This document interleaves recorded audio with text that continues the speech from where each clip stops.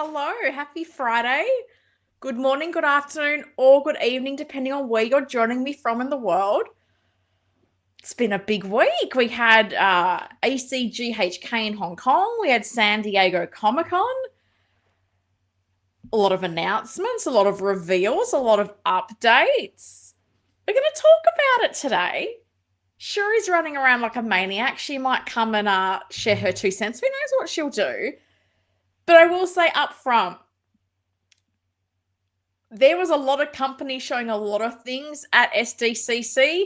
I am not covering every brand. Do not have time for that. This stream will be 12 hours long. I'm focusing on the usual suspects. We're going to talk about Hot Toys. We're going to talk about InArt. We're going to talk about JazzInc. They're the three I'm focusing on. I know there was Caustic Plastic showed some more pictures of their products. We kind of talked about the Labyrinth figures last week. I know they showed some horror stuff as well. Not really my jam. There was lots of stuff from lots of companies. As I said, I just figured I'd stick to those main brands I typically talk about and things that I can kind of talk about, because I probably can't talk to a lot of things that were announced, but I was eagerly following all the coverage, as I'm sure you guys were too.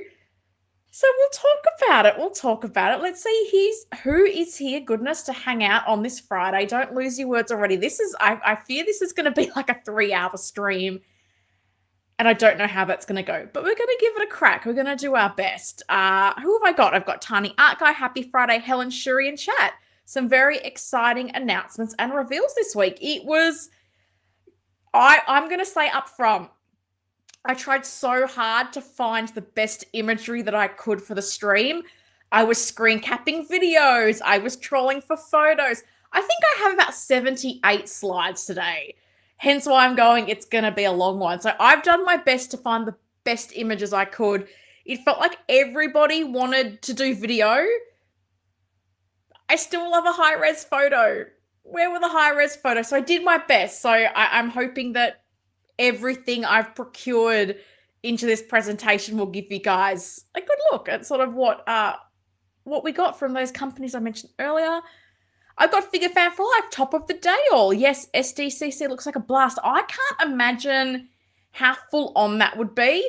And I saw that Justin's there, and I went Melbourne to Los Angeles. I've done that flight, is something like 14, 15 hours. So to do that and then do all the filming and editing, I would need a lot of caffeine to do that. So kudos to him, because I think it's a younger person's game. I don't know that I would last the whole con, but it would be cool to go. I saw some people met Howie Claus, got selfies with Howie. I'd love a selfie with Howie. Hopefully one day I'll get to meet Howie Claus. That would be interesting that Howie is at SDCC and not ACGHK. I did think that was interesting that he was in America. So let's see.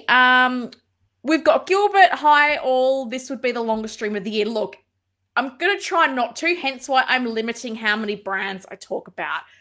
But I think we're going to be here for a while because I've got 78 slides to talk through. That's going to take a while. I've got Anthony Stanfield. Hi, Helen. Looking forward to all the news this week. Me too. Ramstein fans here. Howdy, Helen and Shuri. Well, hopefully the and Shuri will be here soon. She was here before.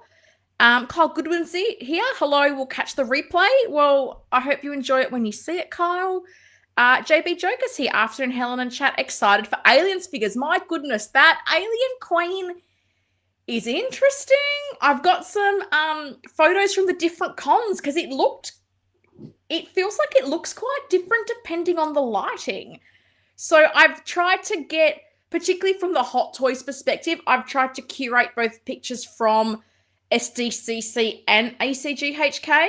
Again, I was literally like, I've spent so long trying to find these photos. I hope it comes across well. Fingers crossed. Jason's here. Happy Friday. Lots to cover. A lot of newsy news. Absolutely. Sterling's Fine Artist here. Good morning, Helen. Hello, everyone. Good morning to you. Figure It Out is here. Hello, everybody. Hello to you. Gilbert says, I've taken 5 days off work because SDCC, many streams to follow. Sleeping I do next week. Oh my goodness, really? I think that's the hard thing for me is that I'm like 15 hours ahead of Los Angeles. So like even like the InArt event is Saturday morning for me. So I'm like, well, too bad, too sad, right? That's the way it goes. So it's kind of lucky that the preview night was Wednesday night, so Thursday for me. So I've had a bit of time to have some coverage filter through. And I will say, I've done my best to credit the footage of whoever I've sourced it from. There'll be tags on the slides, but also I've linked down to the social media profiles or the videos. So if you want to see more of what I've shared, links are down in the description. Anthony says, Scarecrow arrived this week. Looks great in hand. Sculpt is top notch. Very happy with it. I know. I think the struggle for me is going to be how to display it, because I have heard that the newer sculpts do work on the older figure. So I feel like I might do a bit of mix and matching, but I got a feeling that I'm going to get a batch that's going to have Scarecrow, Artisan Wick, Sculpted Wick. When that will be, I do not know. Tiny Art Guy says, my favorite news was that the JazzInc Catwoman looks great. I have as many pictures as I could get. Convention lighting, and this was the other interesting thing. It felt like so many people had different lighting. So again, that's why I've tried to source footage from as many different people as I can. So I hope I'm conveying this stuff. But it was good to look at Penguin. Feel like we haven't had a lot of updates on Penguin. So we've got Penguin. We got to look at Poison Ivy. We got to look at Batgirl. Got to look at some Matrix figures. So there's quite a bit of JazzInc to talk about today. Let's see how that goes. Tiny Art Guy says Alien Queen pre-ordered. Clear some roof on the shelf. It's a big lady. Laura's here. Hiya, folks. Hiya, Laura. Hope you're doing well. 699 euros for the Alien Queen. Goodness, that would be close to $1,000. I haven't looked up what the price is. I do have to say, I thought the Brand New Day Hulk was cheaper than I expected it to be in Australia anyway. That was a pleasant surprise. Mitchell says both Alien Queens are different in color. Yeah, exactly. And this is why I was like, I didn't know if it was lighting, if it was two different prototypes. So I've got pictures from both events. I've got some side-by-side images. So we will do our best to talk about it. Gigantic, the Queen, and So Blue. Yeah, in SDCC at ACGHK, not that blue. So that's why, as I said, I've tried to combine images from both cons when it comes to Hot Toys so we can see the differences there. Danny's here. Hey, Helen. Hello to you. Happy Friday. Gilbert says, JazzInc Knight Rider looks very shiny and glossy. I like that, but like I say, I pre-order... if I got a Catwoman DX and it's coming end of December in my country, so I guess I'll have it next summer. Well, I did watch Justin released his booth tour of JazzInc, and he did say that it was a very early prototype. So I think from what I remember of Justin's video, he said that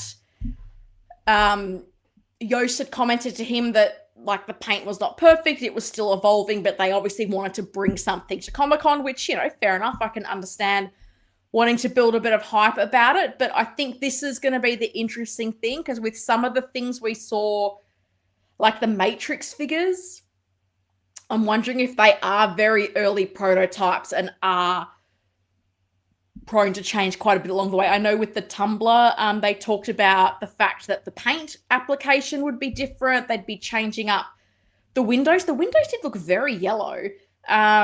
So, yeah, we'll go.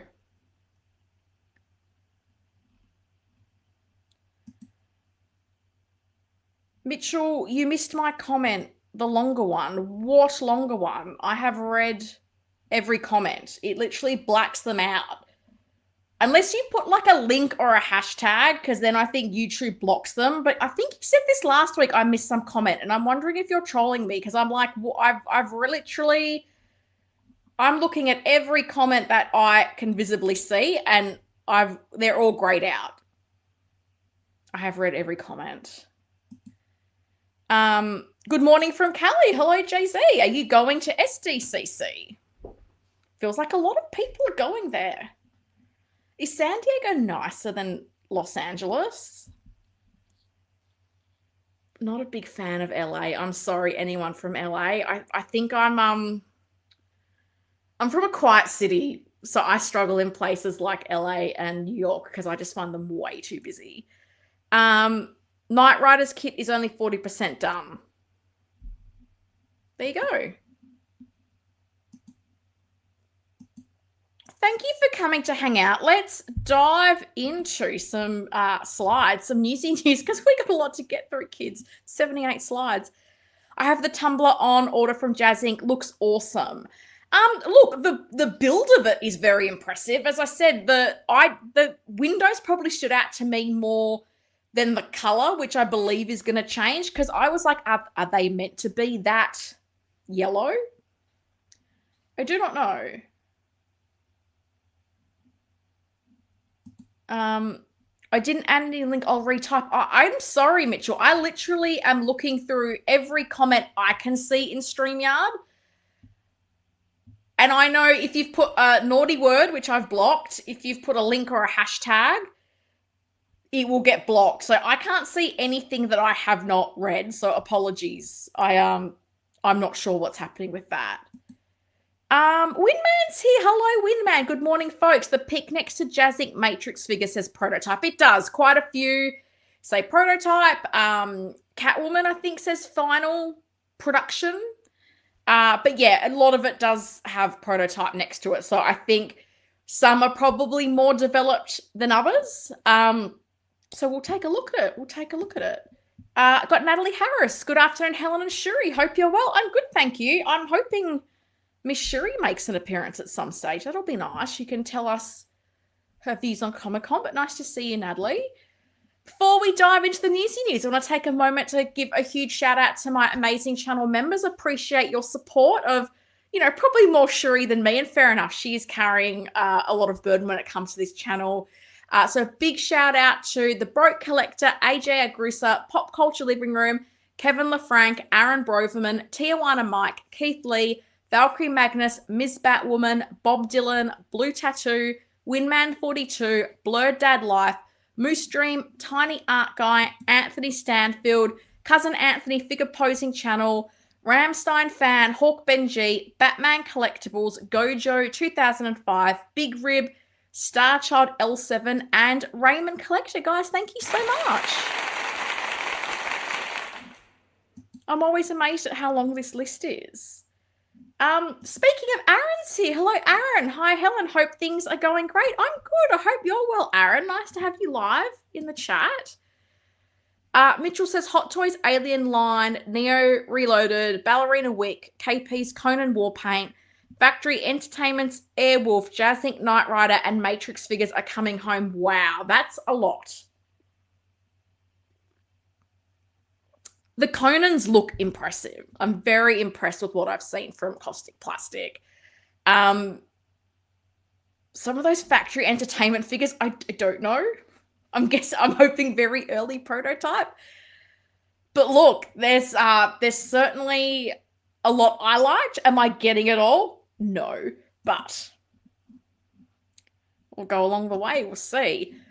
So before we go to the cons, a couple of releases. We had the Brand New Day Spider-Man, which, as I said, it's a more recent trend that Hot Toys is doing, where with certain key movies, they're getting figures out really quickly, which, as I said in past streams, I think is a great approach to be taking. We've seen this with Deadpool, Captain America, even Superman from last year. So this has come out. It's a Spider-Man suit. It's going to wrinkle. I know that upsets a lot of people. But it's interesting because there's things that I look at this suit that I like, but there's also some questions I have. And I'd be keen to know from you guys, because when I look at this body, it feels a little bit too gangly. And I don't know if that's a word anywhere else aside from Australia, but what I mean by it is very sort of tall and skinny. Like, I don't know that it's really... I don't think of Tom Holland as this tall, gangly, skinny dude. So I kind of feel like when I've looked at this, I'm like, oh, do I think of this as Tom Holland underneath this suit? I don't know that I do. So it'll be interesting to see when we get it in hand. I know these Spider-Man head sculpts are always divisive. I saw some people not liking the circle in the middle of the face there. I mean, I don't notice any big ugly seam down the middle, which seems to be a grievance, say it right, that a lot of people have with these Spider-Man figures. I know some people didn't like the neck. I think some people are just never going to be happy with the Hot Toy Spider-Man. But as I said, I see this as a big plus, the fact that we're getting, like, the movie's not even out yet. It's like, what, another week away, and we're getting a figure? That's pretty good. It was interesting because in Justin's booth tour of Sideshow/Hot Toys, he had mentioned that apparently the licensing around Tom Holland's likeness has changed, and said that according to the people he spoke to at the Sideshow booth, there won't be a Spider-Man figure with a Tom Holland head sculpt, and that was the reason why the final swing suit was branded as No Way Home rather than Brand New Day, which is interesting because we did ask the question previously, because when Hot Toys announced the final swing suit, it was called No Way Home on social media, but at, what was it, Hong Kong Comic-Con, say that fast 3 times, some of the signage had Brand New Day on it. And I remember going, what is the deal from this? So is that how they've gotten around the licensing? He's wearing that suit at the start of the movie, but let's call it No Way Home because then we can get the Tom Holland likeness. It'll be interesting to see if that is true or if that is just a bit of speculation, because I think a lot of us had thought suit with the Tom Holland head sculpt is coming down the line, but maybe it's not. It'll be interesting. It'll be interesting to see. Winman says, whoa, hold on. Did Hot Toys have the ballerina on display at SDCC? Totally forgot about her. They didn't have Eve on display, but John Wick was on display at ACGHK, and I do have some photos of the John Wick, but no sign of ballerina. I hope she's getting a touch-up, but I'm not confident that she is. Mitchell says, Factory Entertainment's Airwolf is a vehicle with a smaller scale figure to fit in it. That's fair enough. I saw some pictures of their figures, though, and I wasn't quite sure about them. Correction is on display. Sorry, I don't know what that's about. Same, just what I said, Aaron. Yeah, I as I say, Justin had the booth tour and he mentioned that about the licensing. So this will be interesting to see. Is that the case, or are we not to see another top? So it's interesting. Obviously, I think the new deal he's negotiated must have had some interesting changes in it, because I feel like most movies have had, if not all movies he's been in, I feel like we've gotten a Tom Holland head sculpt, whether it's an Avengers movie or a Spider-Man movie itself. So it'll be interesting to see if we eventually do or don't get one. The nose and ears look really good on this one. I have to say, it might sound silly, but I felt like when I looked at this, I can tell it's a person underneath, which may sound silly, but I kind of like that you can see those facial features on this. Tom realized he's losing money on likeness. Can't blame me. Yeah, probably. That's probably true. Gilbert says only time will tell if he's getting other suits again or just this suit. We'll know next week, right? Well, I hope that bodes well for possible updates to Eve. I really want them to update Eve so badly. I don't know that they will, but I mean, I can live in hope, right? Mike is here. Hey, everyone. Sorry, work made me late and boss wouldn't sign a late set. That's okay. I feel like we're going to be here for a while, Mike, so absolutely no problem at all. Anthony says, I just find no head sculpt unacceptable. That's the money shot. Figures without heads should be a lot cheaper. Look, I understand. I know for me, I'm a bit the same. A masked character, I like that option of having an unmasked sculpt, whether I want to use that with the figure, whether I want to use that for a kit bash. And yeah, the prices are going up. So we do have that expectation now. I think I'm trying to think of like things like Dark Knight figures. Like I still want a Christian Bale head sculpt with that. I don't just want the cowl. So yeah, I totally get where you're coming from. So we've got a few more pictures just of the suit, and that's why this is where I'm looking at it. And as I said, for me, it feels like it's a little bit lanky. And I don't know if I'm alone in feeling that way, or if other people like go, no, this totally looks like Tom Holland proportions. I don't know. But for me, as I said, it feels a little bit lanky. Otherwise, I say, suit looks nice to me. I've got no strong feelings either way, if I'm completely honest with you. I'm not a Spider-Man collector. This is the standard version, doesn't come with a lot. You're pretty much getting the key, the thing that was on the back of his neck. And I think there's like a electronic gadget that you can see on his wrists on either side on the photo on the right. AJ is here. Hi, friends. Had to join late, but I'm here. Hope all is well. Some things that are super tempting for me at SDCC, that's for sure. Oh, my God. I have been tempted towards things I never thought I'd be tempted to. We'll talk about it at the time. But, yeah, Helen might be needing a second job for some of the stuff she wants. My goodness. But lovely to see you, AJ. So glad that you're here with us. Spider-Man is out. John Wick is out. Always trust the Koreans, because the Koreans told us.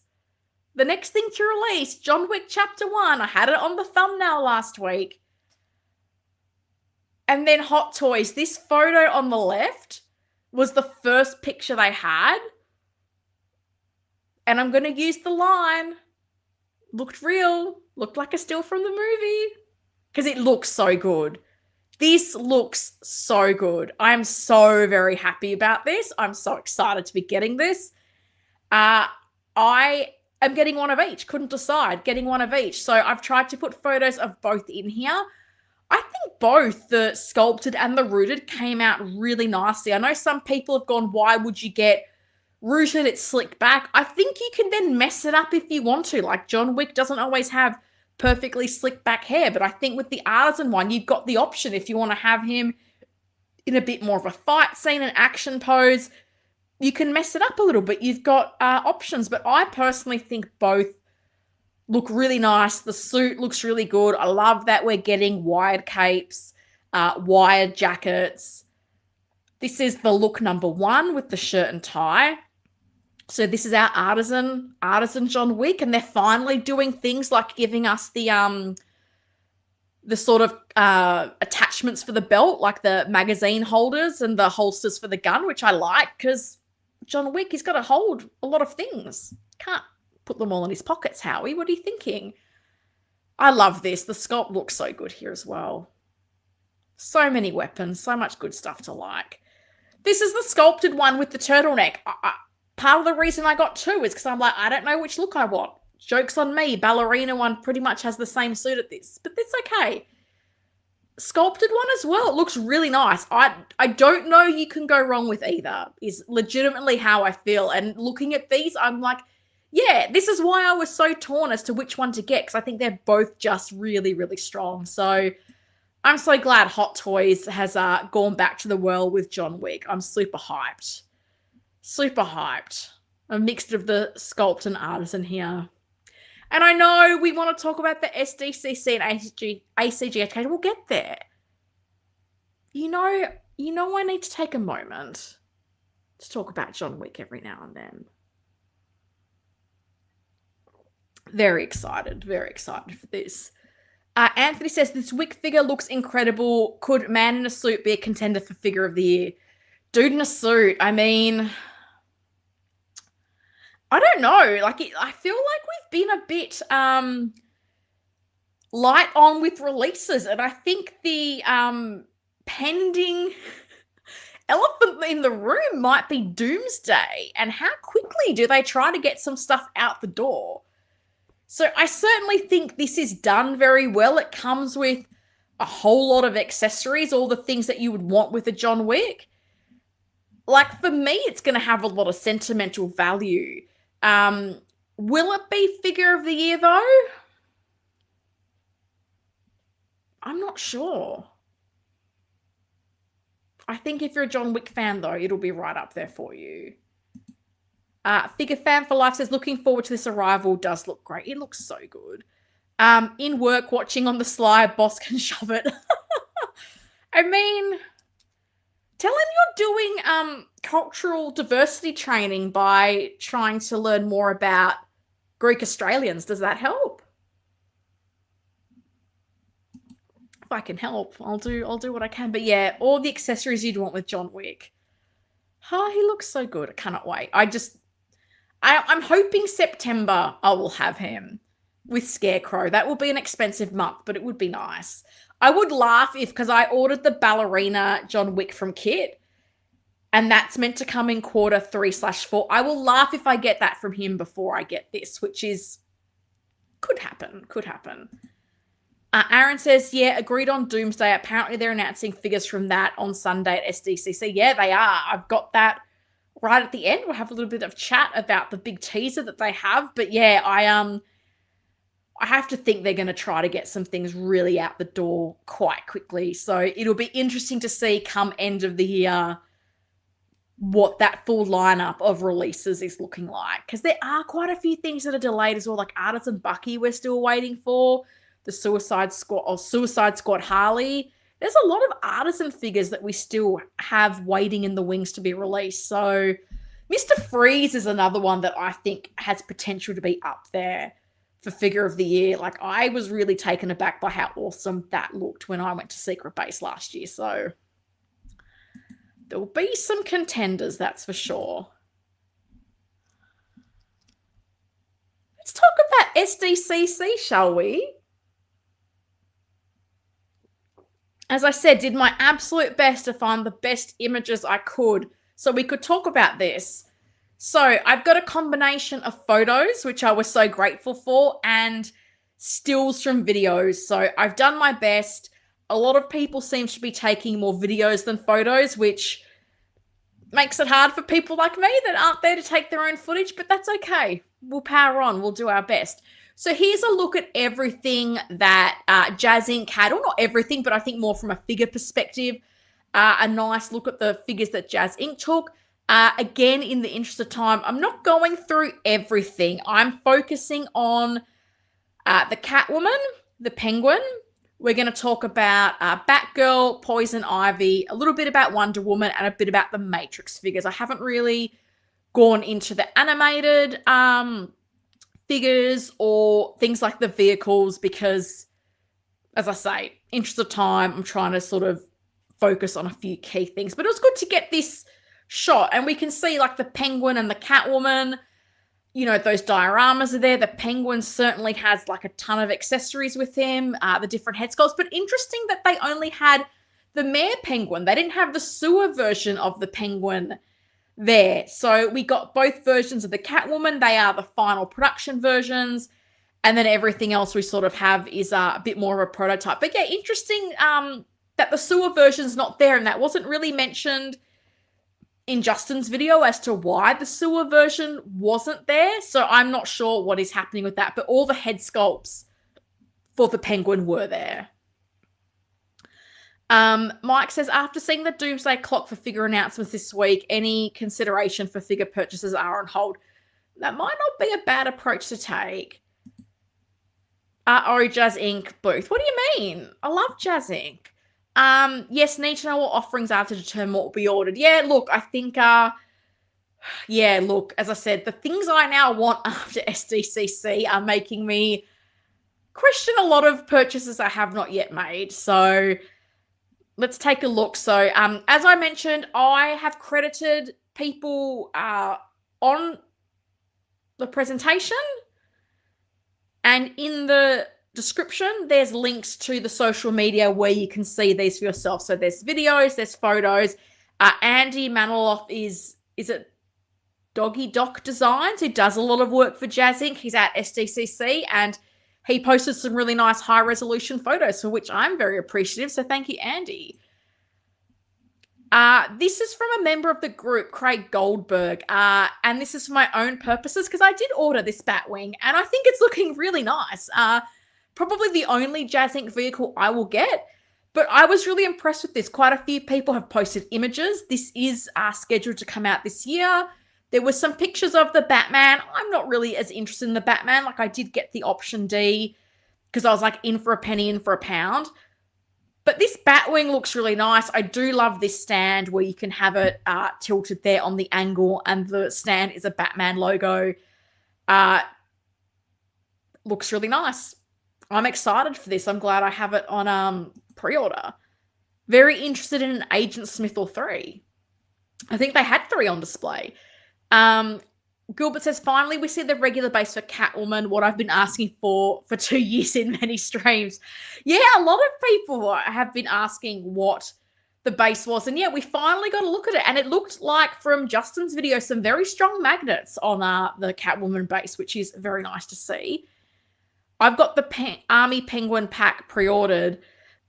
They look pretty good. They look pretty good. Aaron says, I'm planning to mount my Batwing on the wall. Oh, cool.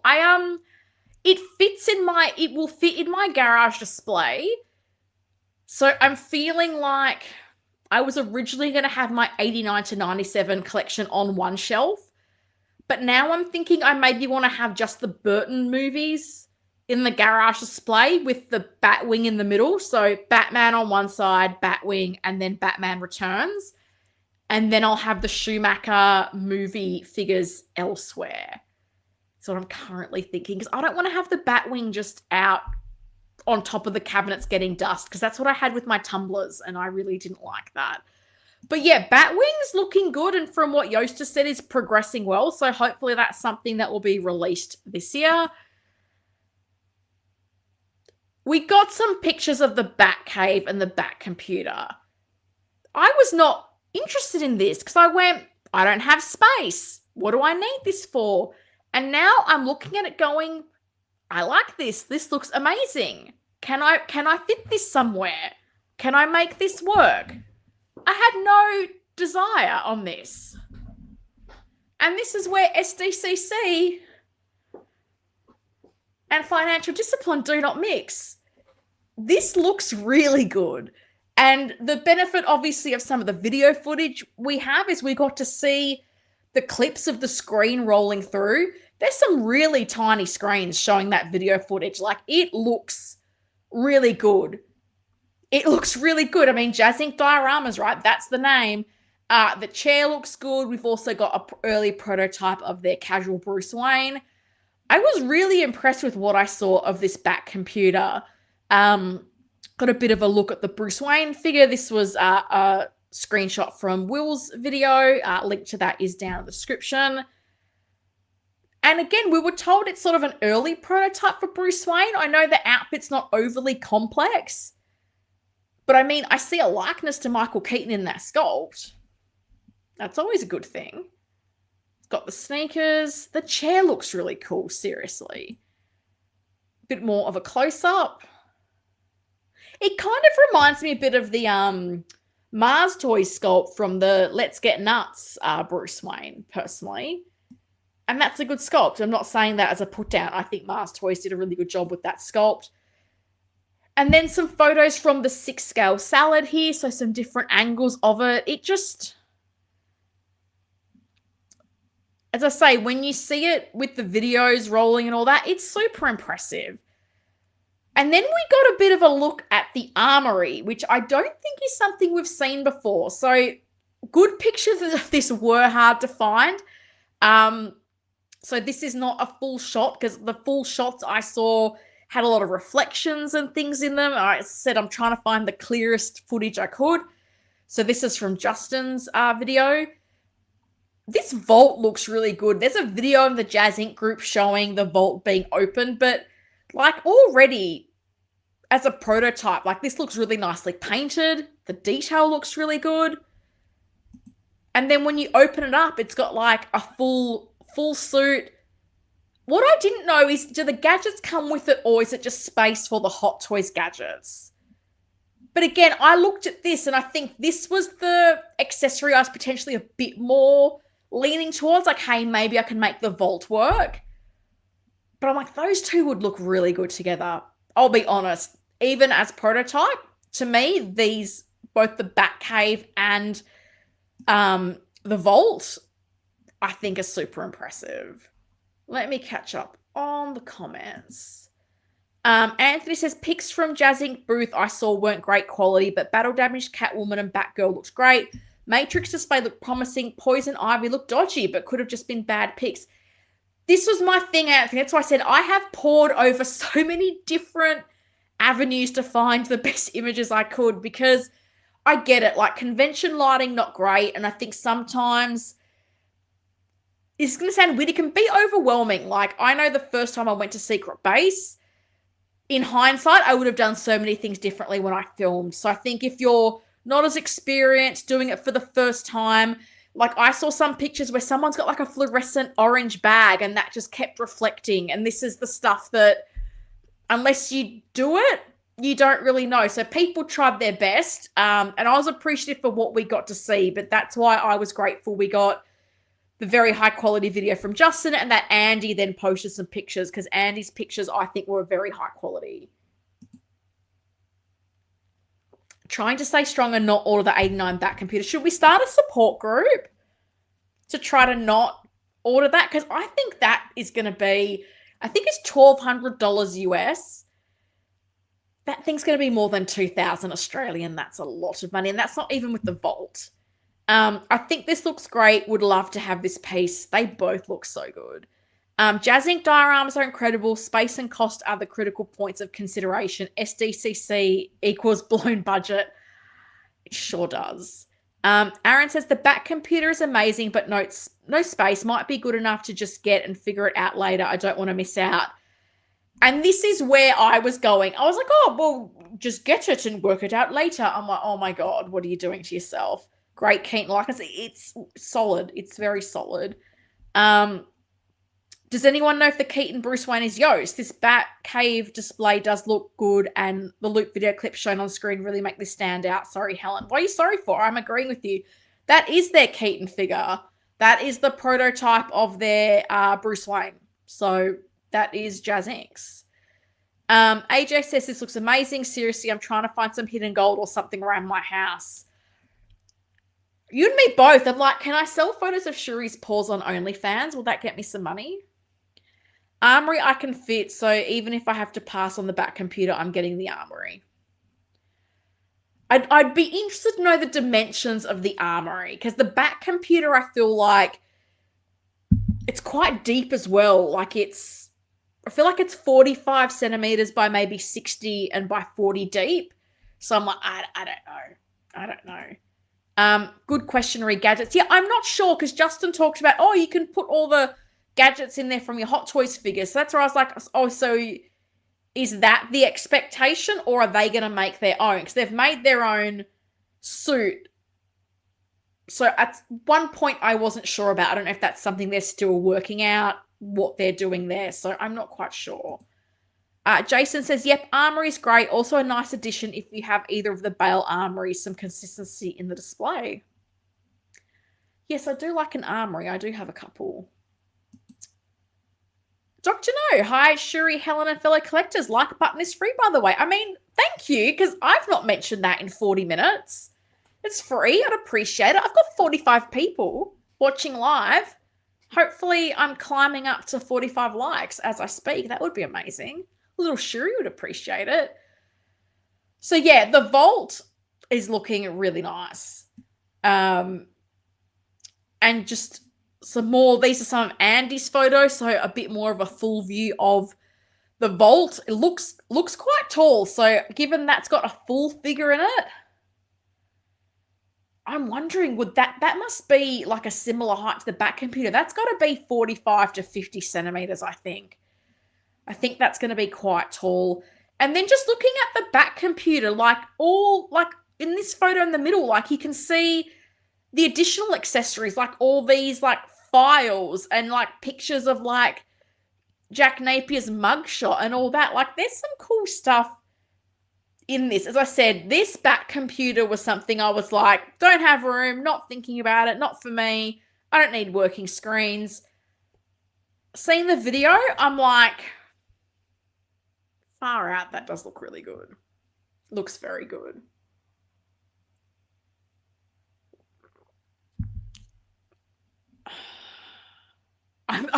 I don't want to know how much it is with the Vault. The Vault, because the Vault is coming with the suit and all that. Oh, God, that's going to be an expensive undertaking, particularly for someone in Australia like me.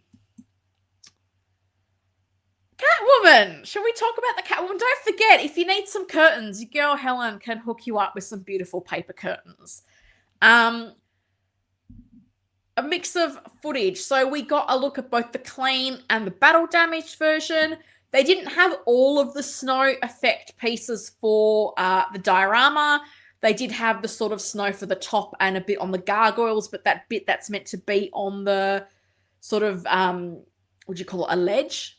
Not there. That's okay. But we've got a look at the Catwoman. And again, lighting, as you can see in this cabinet, not the best, but that's okay. We're going to see what we see and we'll talk about what we see. Was nice to get a bit of a close-up of the diorama, the window. I do think this looks pretty nice. The hello there lighting. They've obviously made some changes to this diorama in line with the feedback as to what a window actually looks like. So nice to see that they've made that improvement. Justin didn't mention in his video that they are apparently still trying to find a way to make the lights a bit brighter. They looked okay to me, but I'm watching it through a video. So what they look like in person, I'm not entirely sure. But as I said, I thought this was nice to get this bit of a closer look at the diorama here. I still think the curtains don't look great. And then Andy, thankfully Andy gave us some nice close-up pictures of our Catwoman. So we've got the wide view of the diorama. As I mentioned, didn't have the snow piece for the bottom, but we can see the full figure. We can see the flocked cats, if that is what floats your boat. We've got the newspaper. We've got the whip. So we can see quite a bit of the accessories. We can see the metal claws, which I don't think we've seen a lot of. So it was nice to see them in some footage. And then on the left here, we've got quite a clear picture of the head sculpt.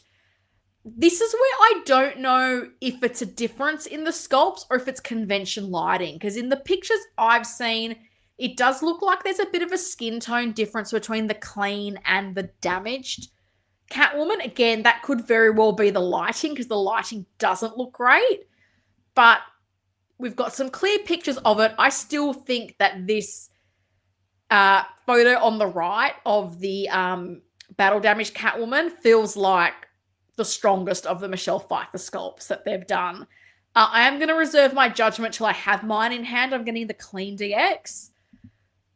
I feel like this photo on the right is where I see Michelle both. I'm not sure about the clean Catwoman. I'm not sure about the likeness to some of those sculpts. And there is a part of me that still thinks that the stitching on the body feels far too neat. Because I've said this before, when Selena's sewing this suit, she's highly emotional. She's in a fit of rage. She's not doing perfect stitches. And I think if you look at the stitches on the head sculpt, they do feel a bit more rough and a bit all over the place, which is what I kind of think they more should be. So it'll be interesting to see it in hand to see if that's something that I notice and bothers me or if it's just, well, it's not that bad in hand. So this is where I'll as I said, wait for in hand before I make a final judgment. The cats look way better than I had previously imagined. Yeah, I didn't know what to make of flocked. I always think of Funko Pops, but I have to say, I think that I really like the way the flocked penguins look. The cats, I don't really know that I need the cats, but I think the penguins do look really cool. Winman says, just as an FYI, I was told by Calvin, who handled the Catwoman and posted pics, this is the production final, but the clean head sculpt is not final. Really? That's interesting. Because the sign said final. Did it not say final production? So yeah, look at that. JazzInc 1992 Catwoman final production version.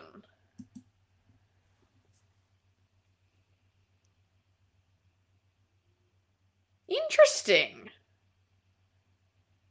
Okay, we wait and see. As I said, they didn't say, like, the video I saw from Justin didn't say anything about that. I don't know if there was any information as to what was changing, because as I said, when I looked at all the sculpts, it did feel like the clean ones had a darker skin tone, but I wasn't sure if that was lighting or something else. I'm talking about just the clean head sculpt, not the body. Maybe it is the skin tone. I don't know. Interesting. Okay. Aaron says, I'm happy with the battle damaged Catwoman. I believe it'll look great in hand, certainly better than third party from what I've seen. Yeah, some of the comments from Justin, who I think also got to handle and pose the figure, he was saying there was a lot more ankle articulation than he expected, and that with the corset, there still was a bit of movement in the torso there, which is good to hear. So this is a still from Justin's video, which link to is down in the description. Yoast is still flip-flopping. Your words, not mine. But what gets me is it says final production version. Okay. As I say, nice photos from Andy. But as I said, that was one of the things that stood out to me. I was like, is this a difference in the skin tone, the paint application, or is this the lighting at the convention? That's what I wasn't sure about. So time will tell. So here we've got the battle damaged. I just liked this as it was a bit of a wider view. We can see a little bit the base, which is just the Returns logo. Magnetic, seems like the magnets were pretty strong. And we're getting, again, as I mentioned, a full look at the claws, the taser. We can see a bit more some of the rips and battle damage. I'm a bit the same with this one. Perfect stitching. It's not what I think should be on this outfit. And I know this one does at least have some like threads to it, but I still think the sewing on the body of the suit shouldn't be perfect. We'll see what it's like in hand. So a bit of a close-up of this head sculpt here. Again, we can also see some of the rips in the suit, some of the stitches that are coming out. Again, I just feel like you look at the stitches, just looks a bit too pristine to me. On the mask, I think the stitching looks really great. It looks uneven. It looks like it was kind of done in a mad rush, which it was. So bit of a look at the rooted hair. We can see nice bit of detail in the eyes with the sort of red there. Rolling eyes, of course. So that's the battle damage. Let's keep going. Lots of photos. Here we can see a little bit more the claws. I don't think they went with metal in the end. Correct me if I'm wrong. I'm pretty sure these are plastic, which I'm kind of okay with. I kind of did wonder if metal would be too heavy and if that might be prone to people accidentally damaging the suit if they are sharp. So it's a fair enough call. I think a little bit of a better look at the head sculpt. In this image, we can see all the sort of rooted hair coming out there. So as I said, I'm getting the clean one. So kind of don't have any skin in the game, but I do really like this expression of all of the sculpts we're getting. And this is a look at the other sculpts not on display. So we've got the two rooted and the two clean. I'm interested for people who are getting the battle damaged one. Like looking at these sculpts and looking at the hair, like how are you feeling about it? Because I said, I've got no skin in this game as far as the rooted battle damaged one. So I don't really have a strong opinion, but I would be keen to know people who are getting this, looking at these sculpts, how are you feeling? But this is again another example of where I feel like you look at the rooted sculpts and the skin does look a lot paler than the clean sculpt. So I wonder if that is what might be changing between these.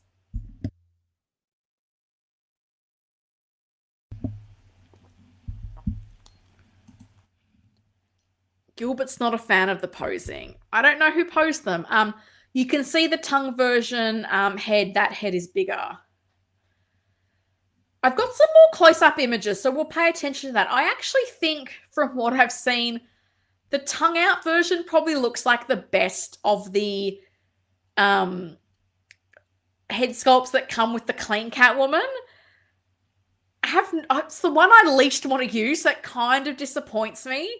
I'm still a bit bummed out we didn't get a fully neutral sculpt, so I'm kind of hoping the kind of little bit of a smirking sculpt she has on the figure, I'm hoping that is stronger when I see it in person. Anthony says, I'm getting the 2-pack, and from the pics, I thought the battle damage looked the strongest of the two. Yeah, I think the head sculpts probably have a better likeness for me. So a bit more of a close-in look at the rooted head sculpts. I still think the one that's on the figure is the strongest expression for me anyways. I'll leave this up on the screen if you have a look. There is a weird thickness inconsistency on the Catwoman threads across different parts of the outfit, especially the battle damaged version. Is there? I have not looked that closely. The threads feel very long coming off the outfit. Is probably the biggest thing that I feel like I've noticed. Winman says, so asking an honest question because I've seen this film with Catwoman only once. Does the skin tone change in the film from normal to battle damage because it's very different tones on display? I'm the weird person who likes the clean head sculpt better. I'm glad you do because I'm hoping I love it better. I don't feel like her skin tone dramatically changes in the movie. I don't feel like it does. So I guess this is what is getting me. Like, I can understand things like the lipstick maybe being like more faded later in the movie, but like for me, I feel like the skin tone should be the same. I don't feel like she's just been to Hawaii at the start of the film. Like when they're in the film, like the film is set around Christmas, it's winter, it's snowing. I do think that I feel like the battle damaged ones are probably the skin tone I would expect. The clean ones do feel a little bit tan to me. Sorry if I missed this, but was the material for the hair mentioned in this Catwoman? Is it not the wool? I assumed it was the wool. Please correct me if I'm wrong, peeps. Yeah, the deranged is the best of all the head sculpts on Catwoman for me. I think so too. Having said that, I have the Burton films in 4K, but haven't watched them since I bought them 2 years ago. Lol, maybe this weekend. Windman, what are you doing to me? Batman Returns is a Christmas movie. It's a Christmas movie. I watch it every Christmas. It's a Christmas movie. Christmas in July. There you go. Christmas in July. Oh my God. Tomorrow's the 25th of July. Is that officially Christmas in July? So good. Somebody needs to hold the figure in hand there and articulate both figures and change the heads. Yeah, look, I wish we'd gotten to see the different heads on the figures. Unfortunately, that is not something we got. Some photos I saw today, like some of the penguin sculpts had like tilted over. So I'm like, oh, someone needs to fix that. It does change in the movie. She dies 7 times, a cat with 9 lives, remember. But does she get that paler? Are my eyes really that bad? Maybe they are. And here we've got a closer look at Shooty. We've got a closer look at you. You're going to jump up, Bubs. Meow. Yeah, we're talking about a Catwoman and you're a Catwoman. So this is wonderful timing. Are you going to say hi to the channel members because they want you to say hello and talk about Catwoman? Which one do you like? Do you like clean or battle damaged? Are you going to tell people your preference? Don't hide. Everybody wants to see you, Bubs. So we've got the other two. And I just realized this video still probably doesn't do the open mouth Catwoman any justice. The one on the left probably looks a little bit better in this. As I say, it's hard when you're trying to get a screenshot from a video. But as I said, I do feel like the stitching on these head sculpts, being as rough as it is, that feels right to me. Them not matching the suit, like it might bug me. Laura says, hi, Shuri. I mean, she's doing her claws now. Are you going to say hi, Bubs? She's got a cat scratcher in this room, and she is tearing it to shreds. But, yeah, maybe she might, you going to say hi? You're just going to do your claws. Okay, Bubs. You going to come up and say hi? Shuri, the channel members. The channel members want to see you. Come on. The channel members. Channel members. Come on. Come on. Do you want a drink? You like beverages. Shuri loves a beverage. Come on. Shuri, come on.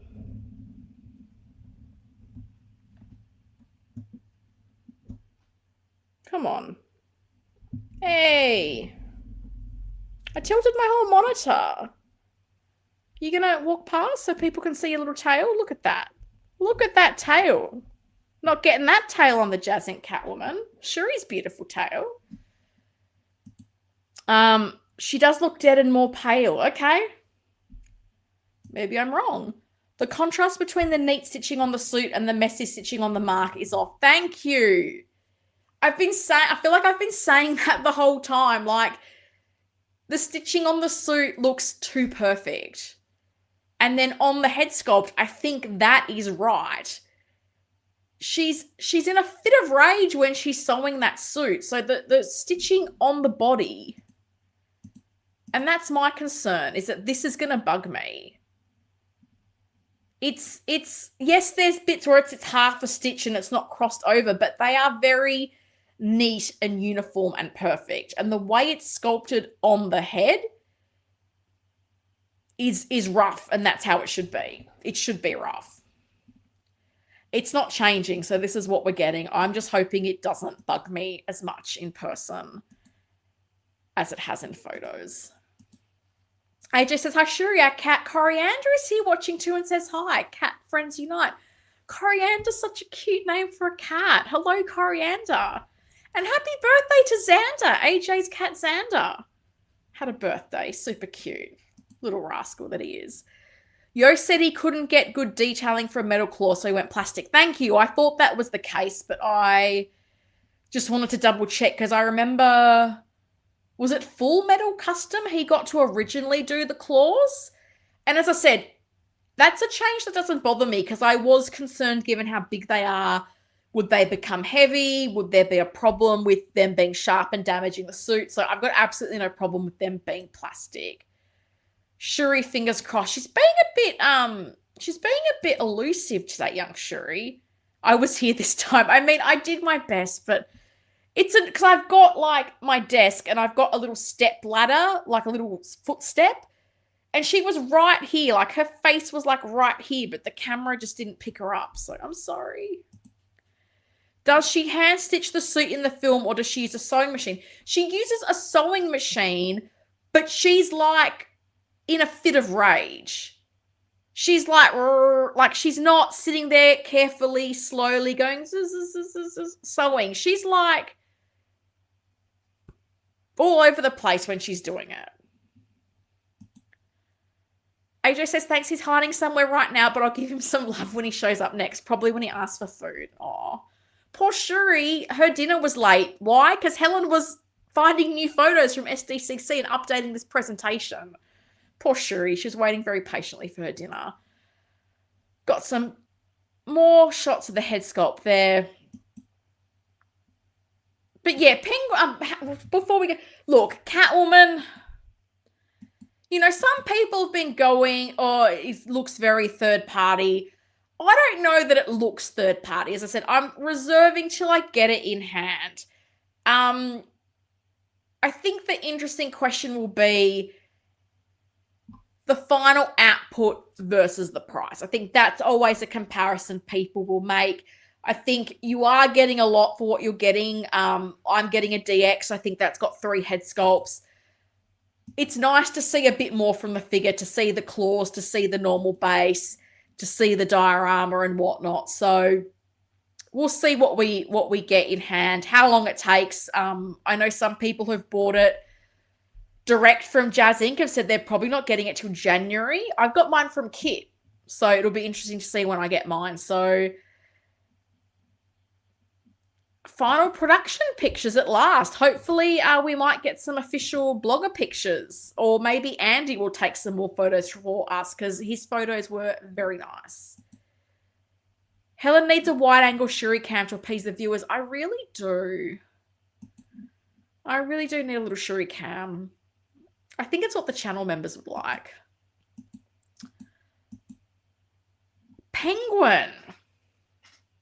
For me, this penguin was the star of the show when it came to figures from the JazzInc booth. I know we're not getting the sewer one. We didn't get a look at that. But the Mare Penguin looks really good. I'm pleasantly surprised with how much I like these penguins. I have the Eternal Toys ones, and I was like, they're fine. But I'm looking at these going, no, these look pretty flippin' good. The diorama looks nice. I think and we haven't gotten a lot of images of the penguin. And part of me does wonder, would this have been a better figure for them to lead with? Because I do think, while, yes, custom body and some interesting proportions, I think a material outfit is always going to be easier to do. So it'll be interesting. Will this still come out in Q4? Will there be any delay? I'm not sure. But looking at this for me, this is the standout figure in the JazzInc booth, in my opinion. I think it looks really nice. Like, the Mare Penguin comes with this smiling head sculpt, and I think the head sculpt with the kind of goo coming out of its mouth. The other two head sculpts we'll see later come with the sewer version. But the outfit looks really nice. Even the hat, like, I know the Eternal Toys hat was super rough. Hat looks nice. The hair looks nice. The expression looks really good. As I said, I think this penguin is like, again, looked at this and went, didn't want to order it. Now kind of tempted to order it because I did want the Mare version, and I think it's looking really, really good. Got a bit of a wider view here. As I said, the lighting changed between different footage, so I've tried to have a good mix. So here we can see the little podium that comes with it. I think there's meant to be a Cobblepot from Mare poster that's meant to come with that deluxe 2-pack to go with this diorama, which is kind of cool. Windman says, I know Philly's going to take some pics and post them on his Patreon, which is free, but he hasn't posted any yet. I checked, Windman, because Philly came into the chat a week or so ago to say he was going to post stuff in his Patreon. And I checked many times and there was nothing there. So as I said, I've used the photos from Andy. I've taken screenshots from Justin and Will's video. So yeah, I checked the Patreon a few times. I checked his social media. I didn't see any images, and I streamed at the same time. I couldn't delay, so had to roll without it. But yeah, I will be keeping an eye on his Patreon as well. Aaron says, incredible that this penguin looks even better than the Catwoman for me. Ordered both, but Mare Penguin isn't paid off and Catwoman is.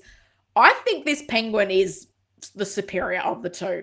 As I say, for me, if I was going MVP of the JazzInc booth from a figure perspective, it's this penguin figure. I think it looks so good. Yeah, I feel like I want to break so many rules that I've set for myself, but I'm going to do my best to try to resist. Another little bit of a wider shot there. Is the hat flocked? It certainly looks like a velvety material. I think it is. I know the Eternal Toys one was. It was just not executed very well. So this to me does look like it's sort of a velvety hat. Looks really, really nice. It's got the ribbon around the brim as well. It looks really good. Figure Fan for Life says, nice to get multiple head sculpts of Penguin. Looks great. Need to win the lottery to get all these items for Batman. I'm the same, man. I played $40 million lottery last night, won $50. I was like, I just would have liked a few more zeros. Thank you. Thank you, Jesus. That would have been really nice. Aaron says, yep, the poster comes with it. Winman says, he said late last night he was going to post last night, but so far we got nothing. I keep checking. I keep checking as well, Winman, because as I say, Philly came into my chat and said he's going to post all this coverage. So as I say, I've just had to rely on videos. And then, as I say, I was very grateful that I saw Andy's post in the JazzInc group because he posted some really nice photos, which was really good to see. Ray Ray's collection says, I've seen people on Facebook don't like the color of Penguin's hair, saying it should be darker. What's your thoughts? I had no real issue with the hair. I thought the hair looked nice to me. Did they say here? It says prototype, so I'm just looking at the little stand there. So still working on it, but I mean, this is meant to come out in Q4, so I have to think this must be pretty developed. But I'm still going, where's the sewer one? No, I didn't have an issue with the hair, to be honest. I didn't have was not annoyed by the hair in any way. So I thought the hair looked nice. I think what would have been nice to see is actually, we will see the sculpts without the hair, because that's one thing that's really rough with the Eternal Toys Penguin. Like, the seam for the hair is really, like, you have to use that dodgy hat because the seam looks so bad. We got them. So, yeah, I think we got a bit more of a look at the hair. And it's interesting because, again, this is like, is it differences with the hair or the convention lighting? Because the photo on the right, the hair looks darker. The other photos look a little bit lighter. And as I said, I don't know that this lighting is necessarily the best. I really like this sculpt on the left. The more sort of, not fully neutral, but a little bit snarling. But that comes with the sewer penguin, which I don't want. These sculpts are really, really good. We've got a little bit of battle damage on that one on the right. As I said, for me, this penguin is the stronger of the two figures. I think they should have kicked off with this one. And this is, I think, what's been interesting, because as good as this looks, I know they've had a lot less pre-orders. And I think because people have gone, well, I want to see you release something first. And I have to think, could they have gotten this done and out the door a lot quicker? Would that have been a better first move? Maybe. I mean, we can't go back in hindsight now. But these sculpts, the one on the left in particular, I really like that. The one on the right, I would be getting it if I get the mare one, but I just don't think I'd use it. Yeah, that one on the left looks so good. This whole group looks great. Figure is great. Heard the sculpts look great. Flocked penguins look great. Throwing chair looks great. Podium and accessories look great. Looks like a win for me. 1,000%. This is the strongest of all the figures they showed. Keith's here. I made it. Happy Friday, friends. Let's go. Well, hello to you, Keith. Did we cover Catwoman already? We did. I'm so sorry. We did. We're now on to Penguin. Winman says, this reminds me how disturbing this version of Penguin is, stomach turning. Yeah, I remember I was not a baby, but I was quite young when Batman Returns came out. And my parents ran a business. They just dropped me off at the cinema and were like, yep, you go see your movie. And in hindsight, I'm like, well, I was really young to be seeing that movie on my own. But it's fine. It's a Christmas movie. That's probably what I told them. I probably told them it was a Christmas movie. But seriously, this looks really good. Figure it out. I'm all in on the 2-pack on this Penguin. These pics have me stoked. I really wish we'd got a look at the sewer one. But as I said, I know for me, the Penguin, if I got one, it would be the mare Penguin. So, again, a little bit of a different lighting look at... Because again, this is where I'm like, I don't know what is the true lighting at the convention. Because I feel like in some of Justin's images are a little bit more warmer and yellow, which I think makes the hair maybe look a little bit blondish. But then when you look at Will's footage, that looks a bit more blue. The hair looks a bit more mousy brown into grey. So this is where I'm like, to have strong feelings about the hair, I'm like, I don't know that I can have them as yet because it's not final, but also all the photos I'm seeing makes it look different. I'm just looking at the sculpt and the likeness going, yeah, I think this Danny DeVito Penguin is really, really good. Poison Ivy and Batgirl. I have some feelings. I have some feelings. It was nice to have a shot of the three. And you know what? I will give JazzInc some credit. They're making some female characters, which Hot Toys is not doing. I appreciate that. I like the female characters. It was nice to see this shot of one of the Catwoman figures along with the Poison Ivy and the Batgirl. I think I was a little bit surprised at how developed Poison Ivy and Batgirl were. Poison Ivy in particular, I feel like the last stream I saw of Yoast, which granted was probably 2 or 3 streams ago because I can only watch so many JazzInc streams, they were talking about the challenges of the outfit. So I really wasn't expecting to see this much of Poison Ivy. Batgirl, I feel like I'd kind of seen some images of, so that didn't really surprise me. But I have some thoughts and feelings about both, and I want you to share your thoughts and feelings about them as well. I've got 62 people, hopefully 62 likes, please and thank you. That would be appreciated. Bit more of a front-on look here. We can see at the bottom we've got the accessories for Batgirl. The intention is that you can swap her out between the standard suit and the ice suit.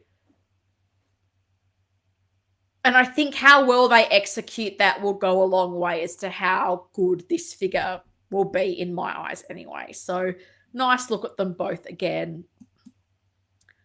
From Justin's, again, as I said, like, you look at the different footage and you're like, it's such a difference in color. What is the right one? I don't really know. As I said, quite surprised with how far they'd come along with Poison Ivy. So Batgirl is the interesting one for me. So we also got some pictures from Andy. And this is actually where I'm keen to hear your thoughts, guys, because for me, I feel like when it comes to the color of this suit, when I've seen pictures of the suit, it's more black. But on screen, it looks more blue. And for me, I'm going, if I'm getting this to go with the Hot Toys figures, I would like it to be more black than blue. Is that a deal breaker for anyone else? Because I'm kind of going, in Andy's pictures, it looks a lot more blue than what it looked like in Justin and Will's images. My other thing, which has been a concern from the start, is this whole idea. Are you going to come up or are you just going to taunt me? The whole idea of having the swap out pieces so she can be either in the ice suit or the standard suit. Because they talked about having it be magnetic. My eye gets drawn to the bat logo hovering above her chest. It doesn't sit flush. In so many pictures I've seen, it's just sitting there, not looking like it's part of the suit. So for me, I feel like a belt is very easy to swap out, but the bat logo is sort of on her, would you call them the top of her boots and on her chest. I know it's a prototype, but for me, that's the kind of thing I'm going to be looking out for. And that's going to be something that I think will play a role in, do I get this, don't I get it? But I'm keen to know people's thoughts on the blue. Because I feel like most people would be getting this to go with the Hot Toys figures. So in my mind, I'm going, should it not match them a bit more? And I get they're their own company doing their own race. But I would have thought most people getting this would be the people wanting to finish out their Hot Toys line. They're getting Batman, they're getting Robin, they're getting Mr. Freeze. You're getting the Batgirl to go with it. I will say, though, like, the sculpt and the likeness, like, I'm starting to see Alicia Silverstone in it, which is nice. I'm not looking at this going, who is it? Rooted hair is always good. I believe even they're looking for a swap-out eye mask, like the snowsuit. But this is what got me, because when I looked at other images, like in this picture, I'm like, oh, it is a more of a deep blue going into black. Maybe that's okay. But then I look at Andy's pictures, I'm like, oh no, that's very blue. And I'm like, is it just me? Or are there other people wondering, should they have gone for more black? Keith says Batgirl looks good. Figure Fan for Life says, wonder what prices these will be. Batgirl looks good from a distance. Price will be interesting because rooted hair, swap out parts. Justin's here. Hello, Justin. Hey, Helen. Hope you've been enjoying the coverage of the show. I have. Sure, he has too. just been referencing some of the intel you've shared with us, Justin. It was interesting because someone was saying that with the Catwoman that the clean head sculpt is not the final head sculpt. I don't know if you know what... That's what my cat shows everyone I don't know if you know more about that. Also keen to know what you think about black or blue for the Batgirl, because for me, I would prefer a black suit to the blue. The blue in Andy's pictures looks a lot more blue than I had hoped. And Justin, I don't know how you're doing it after the flight from Melbourne. I've done Melbourne to LA, which I think is 15 hours. So how you've flown and you're doing all the coverage, well done to you, because I don't think I would have the stamina at my age to do that. So nice to see you in the chat. Mike says, I mean, Poison Ivy looks good, but I don't think the likeness is strong to Uma. I think that's still in development, though. It is a prototype. Keith said, what's the odds that Jocelyn and Will are carrying around their own lighting so they can light up the figure for their images and video? Not sure why the inconsistency. I mean, maybe. I know people do that at Secret Base because the lighting there is not great. They take their lighting. That could be part of it. Justin's black blue I can deal with. Andy's blue is too blue. I don't want floating suit pieces. They need to sit flush. 100% my point. I totally agree. Like, if it was more the black blue like in Justin's footage, I'd go, okay, I can make that work.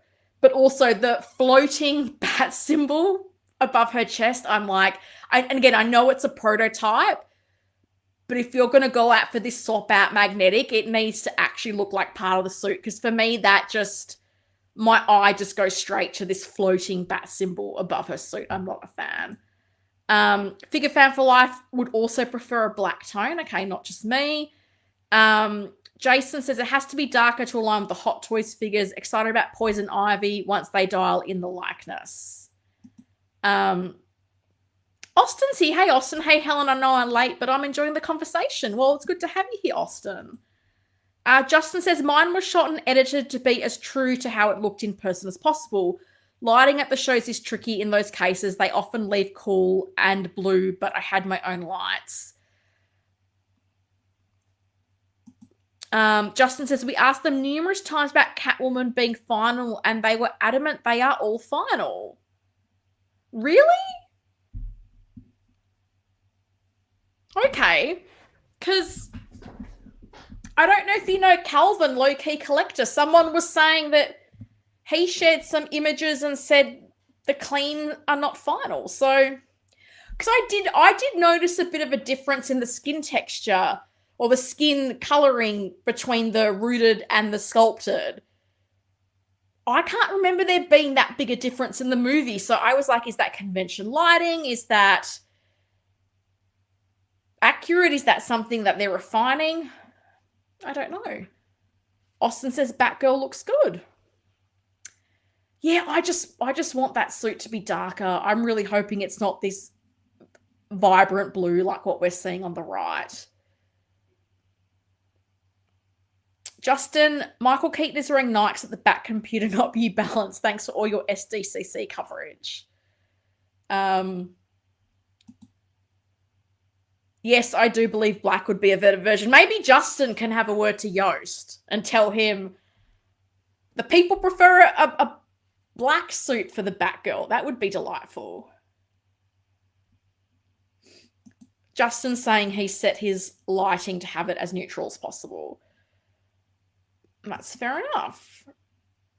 I agree. In order to be a companion piece of Batman and Robin, the suit needs to be closer to black. I'm hoping they will make that adjustment in time. I know someone made that comment in the group and it seems to get no real traction. So I don't know if that's something that will come up again and that people will voice their views. Because as I said, I have to feel like people that are buying this are very likely to be people getting it to go with the Hot Toys figures.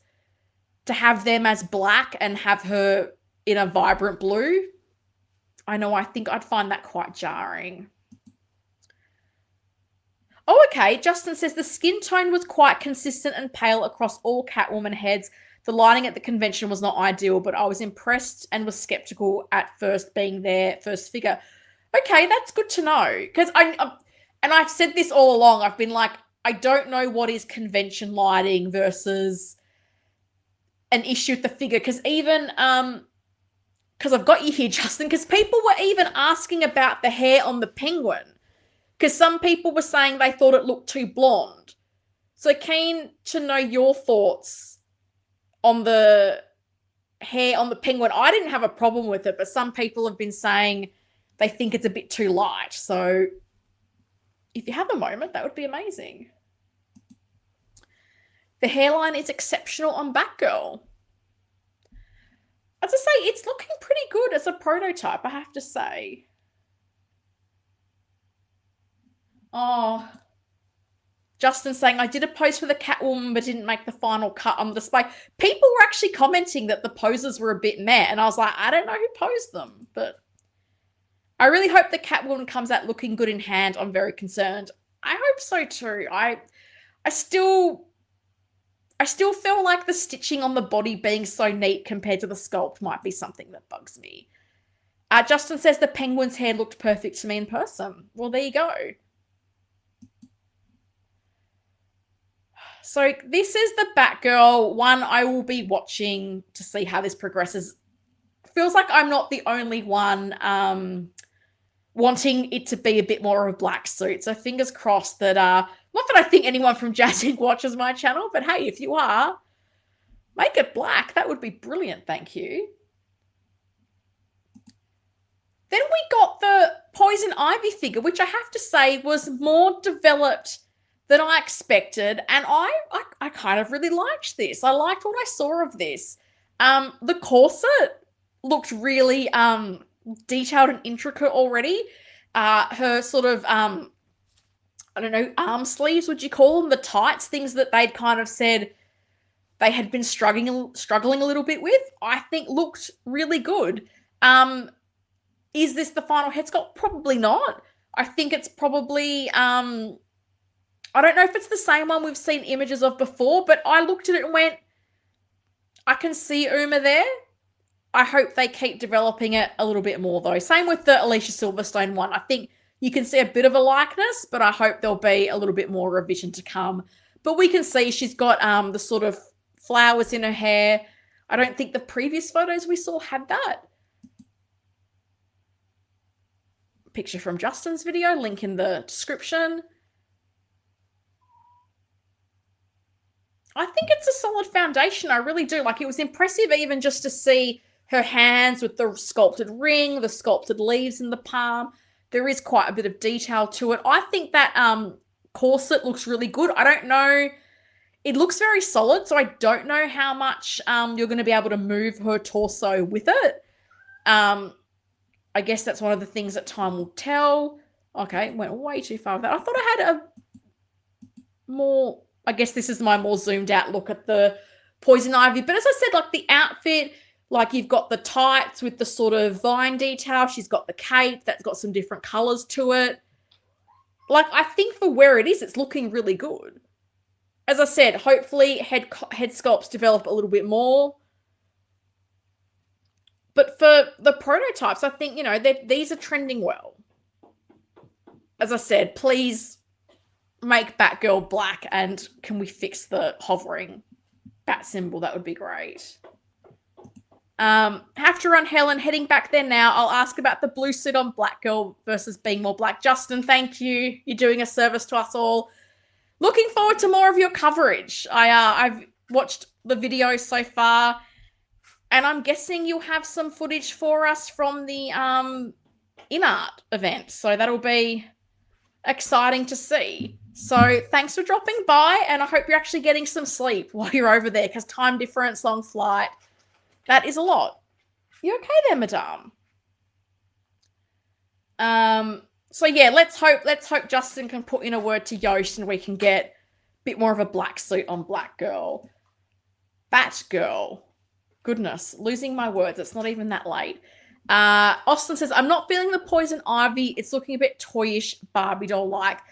I think I'm wondering if the hair maybe needs a little bit more refinement, because I think the hair on the Alicia Silverstone one is looking pretty good. And I think they've done a good job of the blonde color.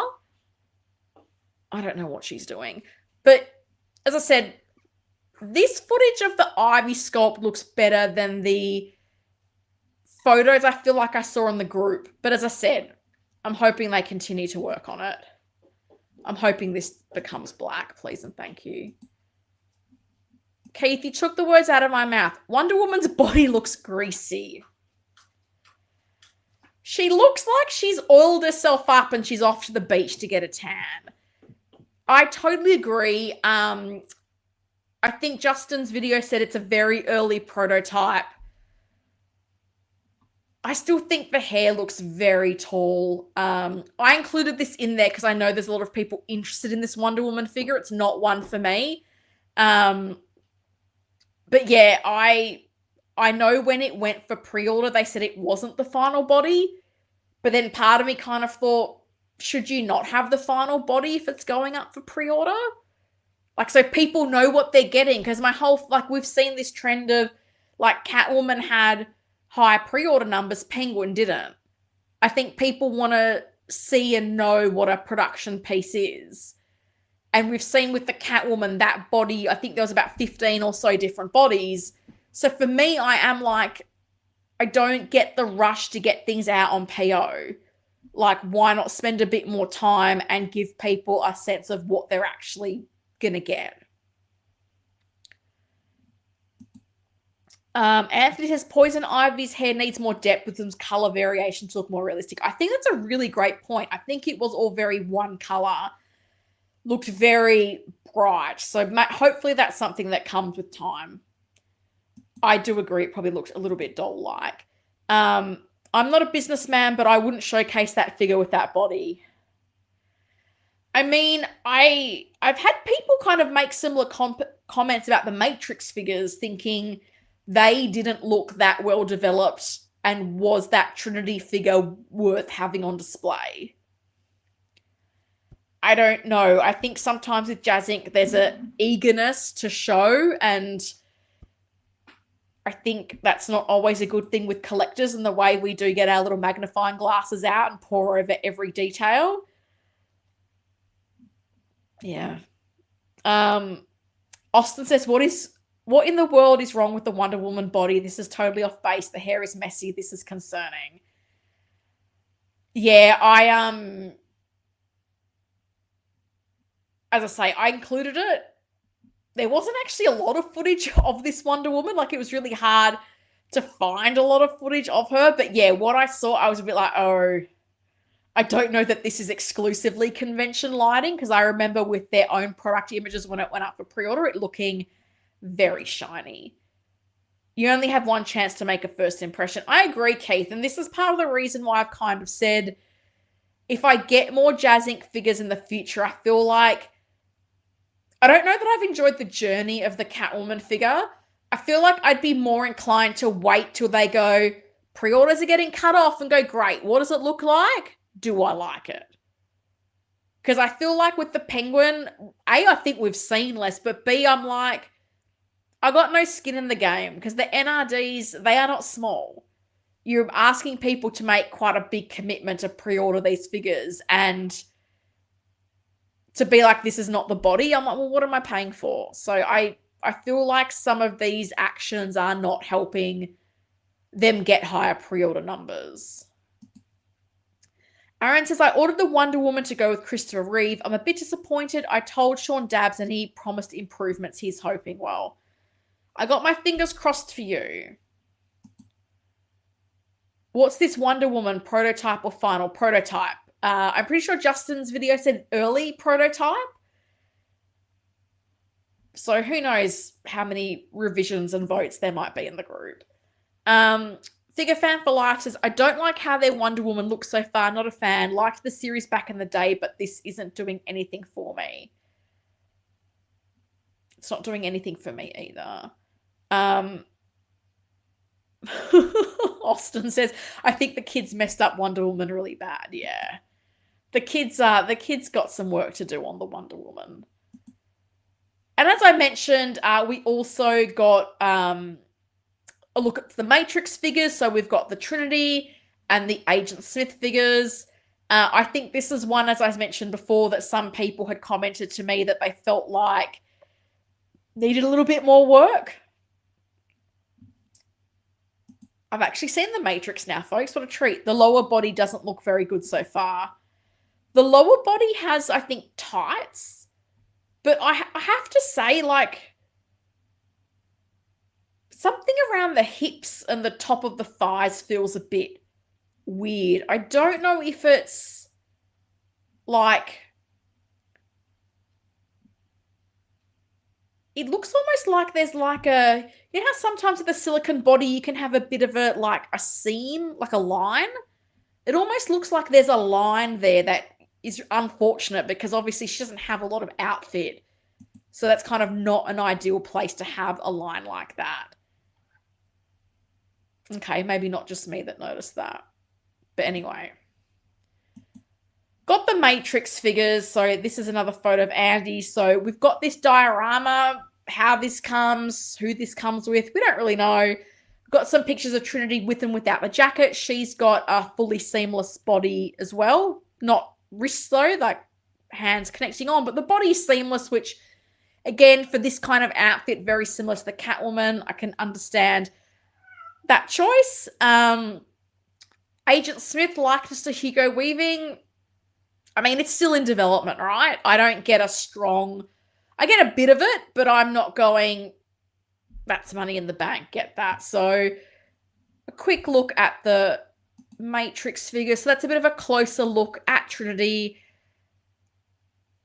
As I say, I know it's a prototype. The details look super soft, and I know that may well be lighting, but I guess we just have to watch this space with this one, see how that develops with time.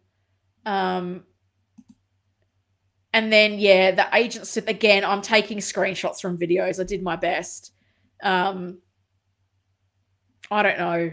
Probably still needs a little bit of work there on the sculpt.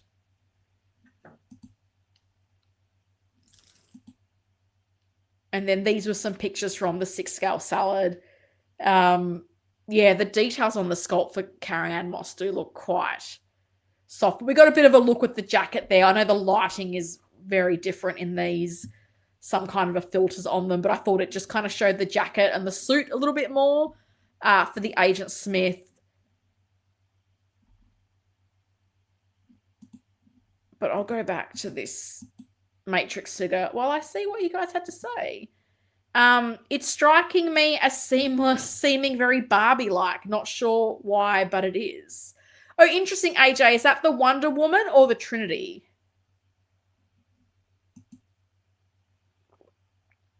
Austin says, it's crazy what the kids are doing when it comes to Wonder Woman. Now the Matrix, what is going on? Look, very early prototypes is what is going on. And this is where I'm like, you know, Keith makes a good point about, you know, a first impression.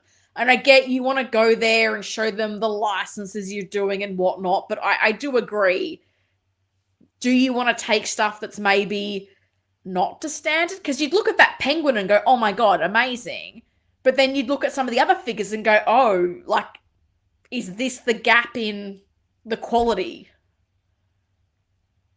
Because you do. You go, what's the difference? Like, we often think of that in companies. Like, what's the difference between good and bad? Is it, like, slight or is it huge? Because that does make a difference to people. Oh, AJ was talking about the Wonder Woman. Cool. The hips are too wide for me. I'm not sure if that's the Matrix or the Wonder Woman. I'm sorry. Matrix figures have potential, but the posing isn't doing them any favors. Also, I think they could have used a better background / backdrop. Yeah. That's why I wish they had the Cobblepot for Mayor poster. I think that would have been really cool to have had behind the penguin figure. That would have looked nice. Aaron says, I do like Trinity better than the Wonder Woman, even the softer details, and I see the Hugo Weaving likeness. It's kind of there, but I'm going to make the comment. Like, when I look at it on the left, I'm like, it looks like one of those Gangster's Paradise. Like, it's kind of meant to be the guy, but it's kind of animated. It's not quite there. It's a bit soft. That's how I feel about that. And again, could be lighting, early prototype, could be a combination of things as to why it is the way it is. But I think these ones, to me, yeah, maybe needed a little bit more time in the oven. Wait, they put a jacket on Trinity afterwards. Good move. They did. So at some stage, she had the jacket on. I think this might be the difference between like the preview night and the event, because I think like the footage from Justin and Will was probably from the Wednesday night preview. I'm not quite sure when the photos from the 6-scale salad were taken. I feel like they got posted a little bit later. Figure Fan for Life says Trinity looks better without the coat, but yes, needs improvement. Anthony says Wonder Woman is a hot mess and needs a lot of revisions. Matrix looks soft, but at least you can see where they're going and it looks promising. Yeah, I said it when it launched. I just felt like body was shiny, hair was a lot. There seems to be this real rush to get things up for pre-order, and I really wish they would spend a bit more time developing the figures and products so people better understood what they were getting. I don't know, for me, I would sink money to be told, oh, this is not the body, but we don't know what the body will be yet. Join us on an adventure that could take 1 to 2 years. As I said, I think if I was to pre-order anything else JazzInc, I would be doing it very last minute. Very last minute. Trample Dust is here. Hey people, hello to you. Happy Friday. Hips on Trinity look off. With coat, it's better.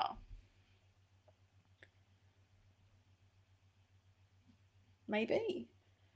Tremble Dust says, for me, the Matrix figures are the expressions. They seem too flat for the poses they're going for. They look cool, but it's not a priority for me. I mean, that could be part of it too. As I said, I just think they're a bit soft on details, and these are very, very early. Agent Smith's hair looks soft. Sculpted hair is tough to do. Just ask InArt. I don't know. Hot Toys has been doing a pretty good job with the old sculpted hair of late. I think, anyway.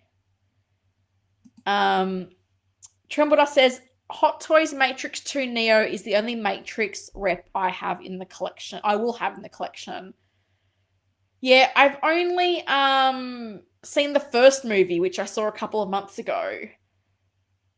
I don't know if I want to see the second one. I was told by Bob Dylan. Bob Dylan told me the second one was his favorite one. So I'm like, do I give it another chance, or do I just go, this is not for me? I'm really not sure. Austin says, I'm not understanding, why does this agent look like it's 3D printed for something I could do at home? What is going on? It's not making sense. Yeah, as I said, I feel like it might be a combination of soft portrait and convention lighting here. That's not for me. Oh, Philly's posted some pics. I'm past that now. This is the end of my JazzInc. So that would have been nice a while ago. But thank you, Winman. I'll check that out at the end of the stream. But for now, I think this is my last JazzInc. No, yes, it was. I'll check it out later. So that's Philly Z for anyone wanting to see some additional Comic-Con footage. I checked and it wasn't there, so I had to move on. Yeah. Probably about 2 hours too late for me, but thank you for the heads up, Winman. I appreciate that. I will check that out later. Hot Toys have perfected sculpted hair. I really think they have. Austin says, honestly, Helen, I really think I'll ever purchase anything from JazzInc. I'm just saying, to me, their reputation is to hit and miss. I mean, the figure reputation is still being formed. I think the vehicles and the dioramas are probably something I would potentially have a bit more confidence in. I know for me, getting the Batwing, because they had done the 6-scale version, and I feel like of all the vehicles they did, that was the least I heard any QC issues about. I felt pretty confident getting that in 12th scale. Their vehicles have not been perfect, but I feel like they obviously have a lot more runs on the board. And same with the dioramas. The figures, it's going to be interesting to see what the consistency is like across the batch, but then across the releases as well, and how long does this process take? Because the Catwoman will essentially be like a year delayed by the time it comes out for a lot of people. So I don't think you can do that for every release and keep getting people be willing to put up such big deposits for pre-orders. This is going to be a long stream. Trembler says Matrix 2 is great. It's the third and the follow-up that have some differing opinions. Okay, maybe I'll watch it one day. It only took me 26 years to watch the first Matrix. It's fine. It's Evangelius here. How are we all doing? Really happy about Lunar Snow reveal and even more happy Galactica is coming. We haven't gone to the Hot Toys yet. I'm not going to talk about them a lot, but I'll mention them. So, InArt. I don't know if I'm just looking in the wrong places. There was very little that I could find about InArt at Comic-Con. So we saw these pictures. We're coming to San Diego Comic-Con. We've got these blurred images that look like a whole lot of Wukong type stuff. Then I found some photos from a place called Toy Fast, so hopefully they're not trolling me and they're not some gag account. This is what they had. They had a whole bunch of 12th scale stuff, which I didn't put photos of because not interested. Don't have time for 12th scale. We've got The Walking Dead. We've got The Terminator. We've got Michael Jackson. So I'm like, is this all they've brought to Comic-Con? If someone else has seen other 6-scale images of InArt products, please let me know. I could not find any. So I thought back to the comment that John made on Will's stream, which was, I think, a week or two ago, where he said they would not have as much at Comic-Con because of licensing, which is interesting because JazzInc had everything. So part of me wonders, have they saved a bunch of stuff for their event? So InArt is doing an event, I think it's 6 p.m. Friday in LA, California, I guess, which is Saturday morning for me. So I'm wondering if that's where we're going to see more figures and more updates. Because for me, I was like, is this all? This is all we've got in 6 scale? Like, we've got the Walking Dead figures, which again, I don't know how popular or big the demand's going to be with them. The Terminator figures, fair enough. I think there's a lot of interest in them. And then the Michael Jackson, which I'd love to know how big a seller that is or isn't for them. I'm genuinely interested to know. But in theory, we've got 6 figures. And I just think about that horrible meme everyone always posts about, oh, I bring home 6 figures. I'm so funny and original. I freaking hate that meme. I literally want to block everyone I see who posts that meme. So a little bit of an underwhelming showing from InArt, but I feel like tomorrow for me, Friday evening for you guys in the US and somewhere in between for Europe, I think maybe that's where we might get a little bit more from InArt. I can't think they're going to have a big event and not have brought more than this. So will we see Wonder Woman? Will we see Catwoman? Will we see Supergirl? Will we see Lobo? They've talked they're doing a Lobo. Will we see more? I hope so. Because as I said, I looked high and low and this is all I could find. So if there's other stuff out there, I apologize for failing you. I really thought we would have seen, and I guess if this is all they've brought, that would explain why I've seen such little coverage. So I should have thought to ask this of Justin when he was in the chat, but I have to think they're going to use their own event where they're not restricted in any way, and that's where they're going to show a lot more. I'm hoping, otherwise, gee, that's a bit of a letdown. Austin says, do you know when you're supposed to get the Batwing? Because I really want to see your review on it. I think it's Q4. I don't think I'm due to have paid mine off till November.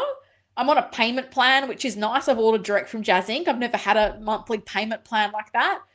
But if they say it's going to be ready to go, I've got no problem paying it off. So I'm hoping I'll have it by the end of the year. And, I'll do an honest unboxing. Trembler says, isn't InArt doing their own event later? I know they sent me an invite, but I'm not flying across the country now. They are. That's why, as I said, I'm wondering if this is why we've got so little here, because they're saving things for the event. That's what I have to hope, because if this is it... Ugh. No, I get what you're saying, Austin. Trembler says, I'm pretty sure the majority of what InArt has to show will be at their own event. Hopefully Justin doesn't have to sprint last minute to hairstyle to help them out. I mean, let's hope not. I wish I'd thought to ask Justin this while he was here, but I was too busy worrying about the Batgirl suit. So yeah, hopefully we'll have a video from Justin from the event, or other people. I'm sure Will and a lot of other people are going to the event. So I'm keen to see, because I have pre-ordered the Anne Hathaway Catwoman, so I'm very keen to see how that's going. I think a lot of people are interested to see how the Wonder Woman's developing. I think people had hoped, Daenerys Targaryen's one we always hope to see. So hopefully at their event, which will be Saturday for me, Friday evening on the West Coast, 6 p.m. in the US. Fingers crossed. Ari Ali says, yeah, I really hope we see, is it Saruman figure and something on Frodo and Sam. Mike says, well, InArt is leaving their figure out in the open without a safety net. Lol. Which one? I don't know. Figure Fan for Life says, not even Draco there. This is why I'm wondering, is this, I don't know, is this just the stuff that's global licensing? Is this, I don't even know that any of this is still up for pre-order. I think Michael Jackson potentially might still be on sale because it's been released. But yeah, I was like, as I said, the Terminator ones, I thought fair enough. But I was like, oh, The Walking Dead and a Michael Jackson, that's what we're bringing. So I have to hope it's that they've saved it for their event. I haven't seen anything for InArt there. As I said, I was looking across YouTube, Facebook. I was going, am I missing something really obvious? This is all I could find. So I have to think if they had more, that a video would have surfaced by now. But I think this might be it. And I think everybody's probably waiting for their event to then do their video of the InArt at SDCC. Mike, I'm a woman of the people. So the earlier whoa.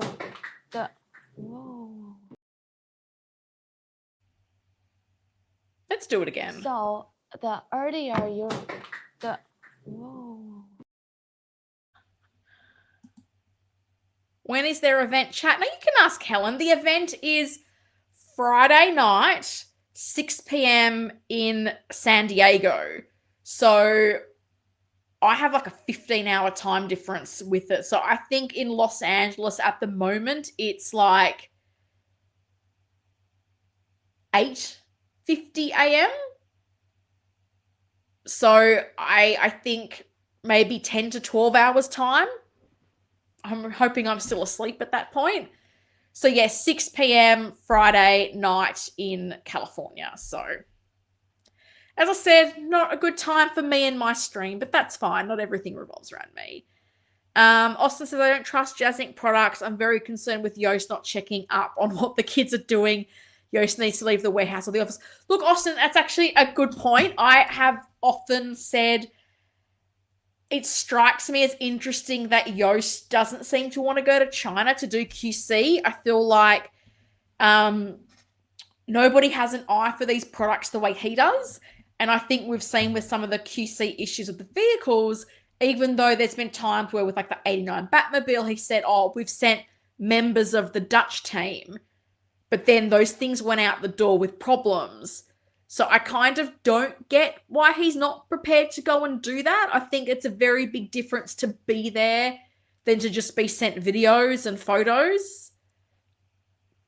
It's an interesting choice.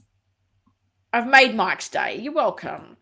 Thank you, Helen. I didn't want to bother you with the question I probably could have Googled. No, it's fine. Ask away. Ask away. My favorite clip. Yeah, it's a classic. It is a classic. Not much of a showing. Yes, hope their private event has a lot more. I really hope we get a look at Anne Hathaway Catwoman. I really do. Yes, that's the right time for you, Helen. Yeah. Oh, okay, great. It is, because I was going, it's almost midnight and we still got to talk about Hot Toys. So remember how I said it's going to be a long stream? It's going to be a long stream. Thank God I also have some water because I finished my tea and I feel like I got a lot more talking to do, guys. So InArt, nothing really to talk about yet, but hopefully a lot to look at tomorrow. Tomorrow for me. Fingers and toes.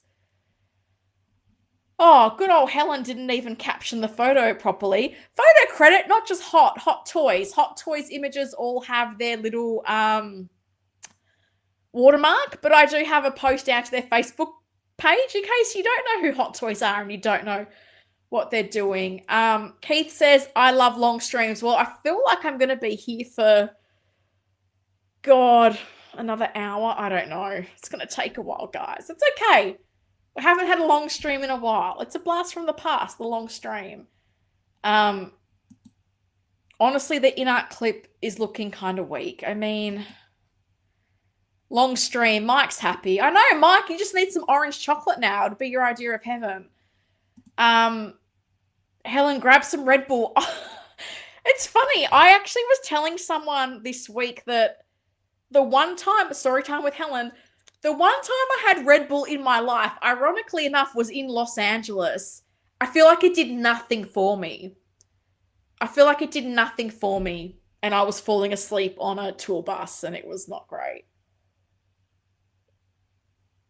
That tea was totally stone cold. Time to move across to water.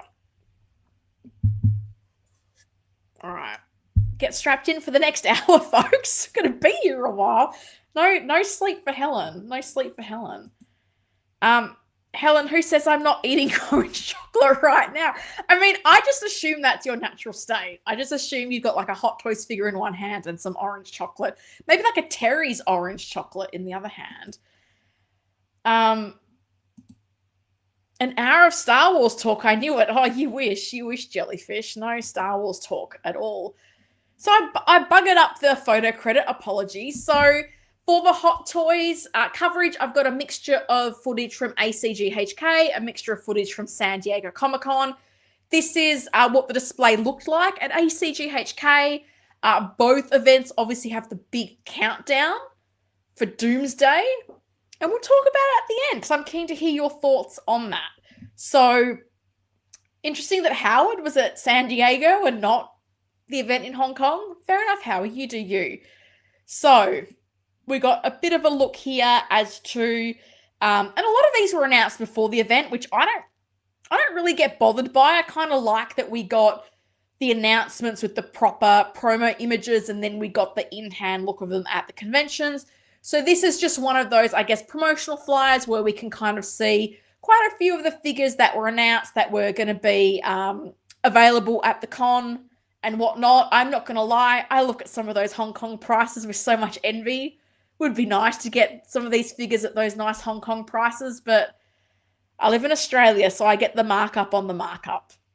It is what it is. I don't think that Artisan Joker is ever going to make it to pop culture. I kept checking just in case, but I know that thing's going to be at least $1,000. It's going to be expensive. I will say, pleasantly surprised at the price of the Hulk. The Hulk, the seamless Hulk, all 50-something centimeters of it, cheaper than the InArt Supergirl. Interesting. So this is a bit of a snapshot of this. We have a Hulk. We sure do. Anything from J&D, I haven't seen any pics or mentions from them. I don't think they were there. If they were and they had 6-scale stuff, I probably would have tried to squeeze that in. But J&D's doing their own thing. They do not care. It's funny. It's like Star Race. They're like at some convention in Taipei. It's like, we don't need SDCC or ACGHK. We're doing our own con. Okay, Star Race. I can't wait for the Death Stranding figure. I'm so excited. Okay, you need to hang around for some participation, please.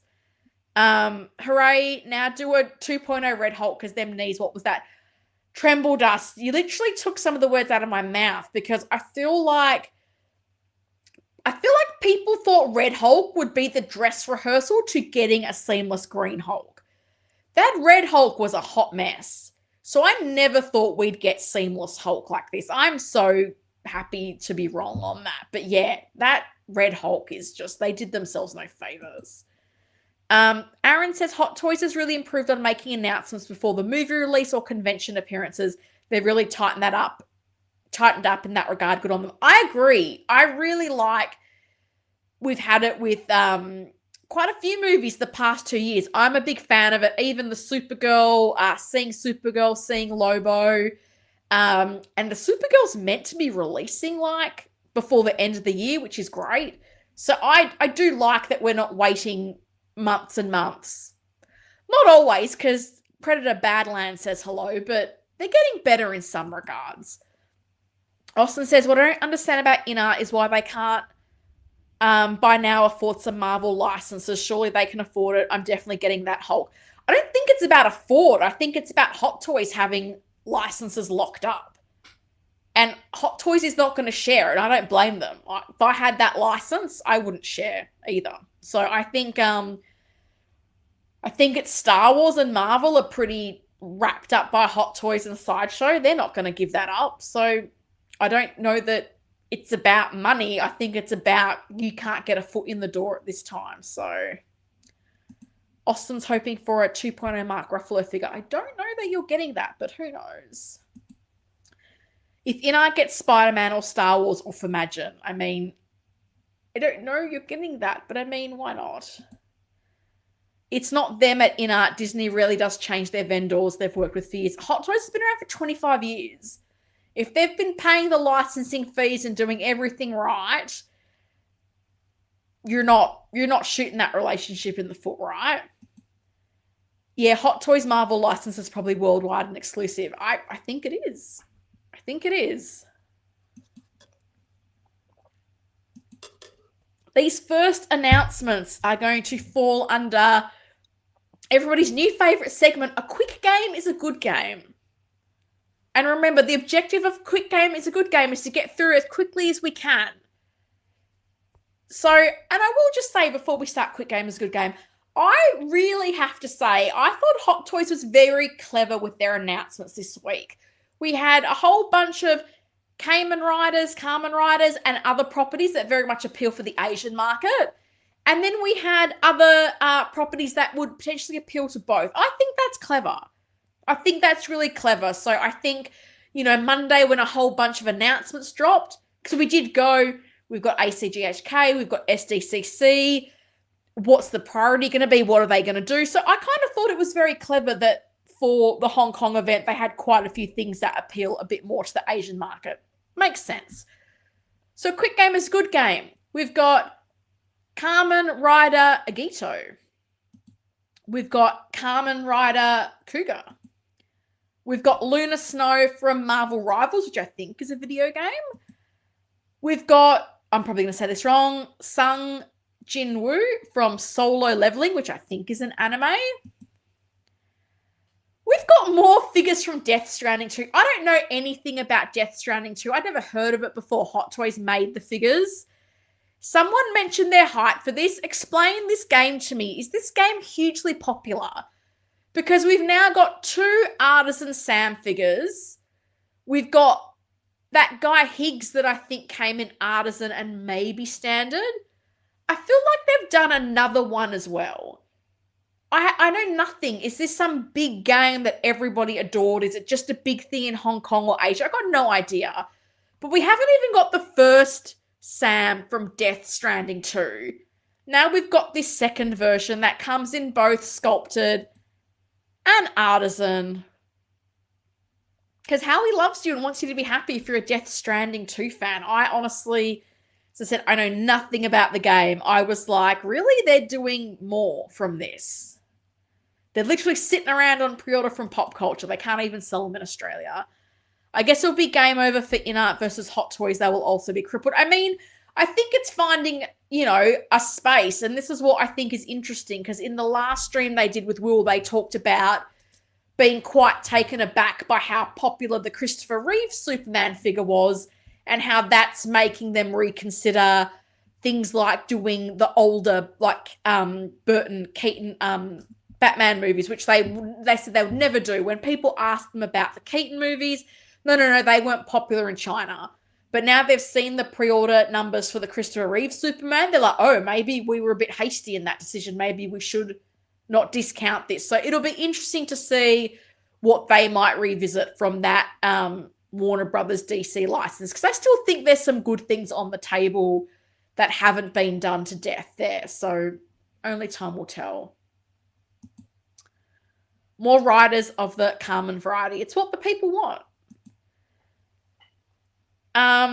Anthony says, do people really want the figures before the movie? I don't like figure spoilers before the release. Announce on opening day week, but not before. I'm not sure my namesake cousin Anthony would agree. Oh my God, I've got a cousin Anthony story I'm going to tell later on.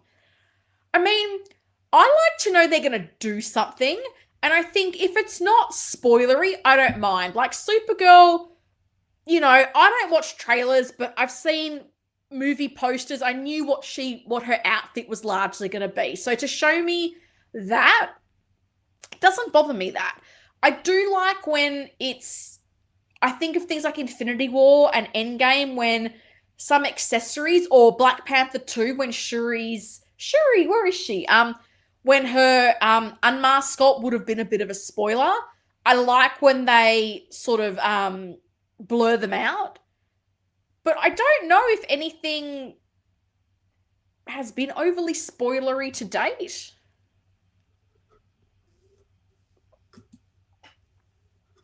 Austin says, I'm like you, Helen. I know nothing about this video game. I'll pass. 1,000% I'm passing. I really think a fan for life says, I've never heard of this game and I play a fair bit of PS5. There you go. Norman Reedus in space. What was his name in the ballerina? Was it Daniel something? Because when I saw this, I was like, oh, Bob Dylan's going to make himself a Daniel, whatever his name is, from the ballerina with this head sculpt. Okay, Ariali with the assist. The second game sold 2 million on PS5, but not much on PC. It's a very niche game, to be honest, but I think it's a masterpiece of a game, but it's not generally super popular. Oh, interesting. Okay, thank you for that. I appreciate that. Basically, the game is FedEx, UPS, DHS delivery sim on foot with monsters. Really? Okay. Austin says, every single InArt live stream, I'm always asking them about 82 or 92 Batman figures. They're always not right now, time will tell. Well, I feel like they've changed their view. That interview with John and Will seemed like they've changed their mind a little bit on that. But I mean, let's be honest, they're not huge producers of figures, so even if they want to do it, I think you're going to be waiting a few years if you're wanting InArt. Tremble Dust says, agree as long as it doesn't spoil the movie. I'm the same.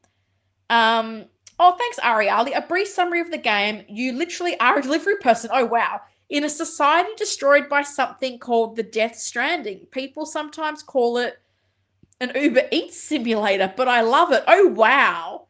So Tremble Dust's description was not far off. Well, I had no idea. There you go. I thought Tremble Dust was being a little bit sarcastic, but no, that's the game. Okay, wow. That's not what I was expecting. Not what I was expecting. Guys, I know this wasn't announced, but you knew I wasn't not going to have spare parts John Wick.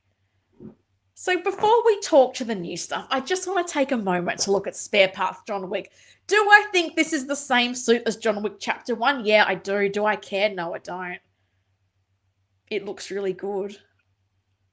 Nice head sculpt. Some recycled accessories. That's okay. Magnetic base with a really badly constructed nameplate. That's okay. Got this on pre-order. Can't wait. Cost me an organ, but that's okay. John Wick. He's so beautiful. Look at that beautiful John Wick. I kind of wish we were getting this backdrop. Like, that would have been cool to have that from the world of John Wick ballerina. I do like these backdrops they've put. I kind of wish we got something with it. Austin says, I think when it comes to the 89 license, InArt is leaving money on the table. Yeah, money that I think Mars Toys is going to take. So, Think of Fan for Life says, I pre-ordered the Duo 78 Superman pack. I think it's wildly popular. Surprised. They're surprised. I mean, me too, because I feel like lots of people had been asking Hot Toys to revisit that figure for the longest time. But as I say, John had said in that interview, I think it's mainly Viper, very surprised. And it's like, well, when people keep asking you to make the same stuff, maybe there's a reason why, because lots of people want to buy it. Mike says spare parts John Wick. I love that. Look, this is largely recycled, and I'm okay with that. I'm pretty sure what happened was they made John Wick Chapter 1. The kids at the factory maybe made a few too many, and they went, what are we going to do with this? We said it was limited to 5,000. Hey, he kind of looks the same in the ballerina. Problem solved. Because I think the suit, I wouldn't be shocked if the sculpt was the same, but without the battle damage, because I'm pretty sure the battle damage is just painted on the Chapter 1 sculpt. I don't think it's sculpted into it. Does he even have a katana and ballerina? I don't know that he does. I'm pretty sure this is like we'll give him the Chapter 4 katana and give him the gun from this. And the holsters even look like they might be the same from Chapter 1, but that's okay. It's all right. I can forgive Howie for this. Austin knows. John Wick is looking sexy. He's looking amazing. I would love to know where this magic table is that the money's being left on. I could use some. Me too. So I can buy a bat computer from JazzInc. I'm kind of not even joking. I'm shocked they didn't give him a pencil too again. No, just Chapter 1. Just Chapter 1, but maybe. Now, this particular time, the kids did fantastic work. Shout out to the kids. The kids, this must have maybe been just after a holiday and they were well rested and the kids did a great job. Anyway, as I said, had to sneak in the John Wick. These are all Hot Toys official photos. So thank you, Hot Toys, for posting some nice high-res images. Aliens. Announced earlier this week, the Alien Queen. And my goodness, the Alien Queen is a unit. So we got this nice look at both ACGHK and SDCC. This is from ACGHK. We've got the Alien Queen. We've got our Ripley. We've got a couple of the eggs here. Alien Queen be pretty imposing. Seriously. Looks incredible. The John Wick Chapter 1 is 5,000. Who knew? I thought the Artisan was.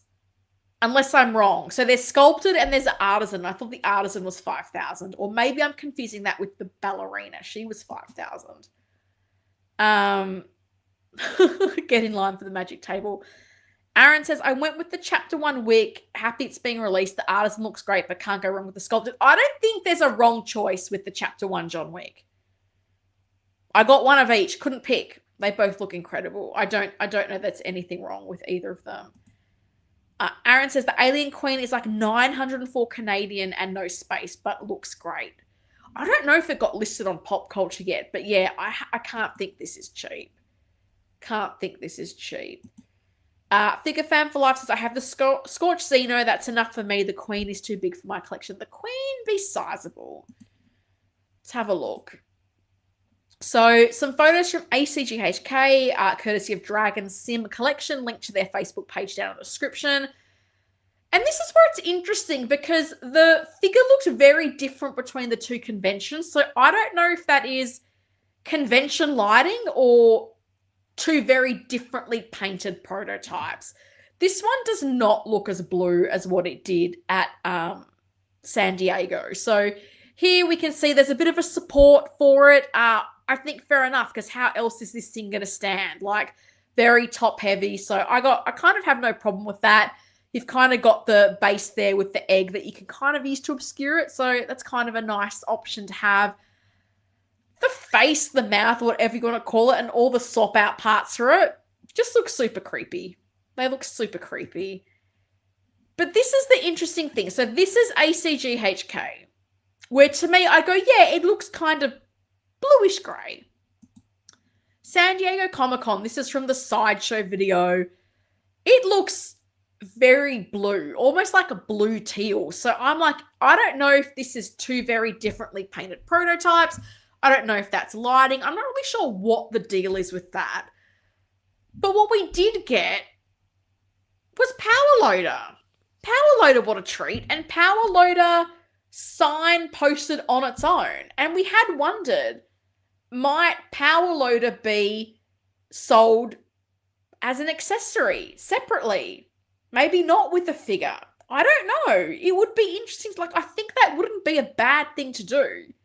No matter what skew of Ripley you got, you've got the option. If you want the power loader, you can buy it. So I'd be interested to see if that is what they do.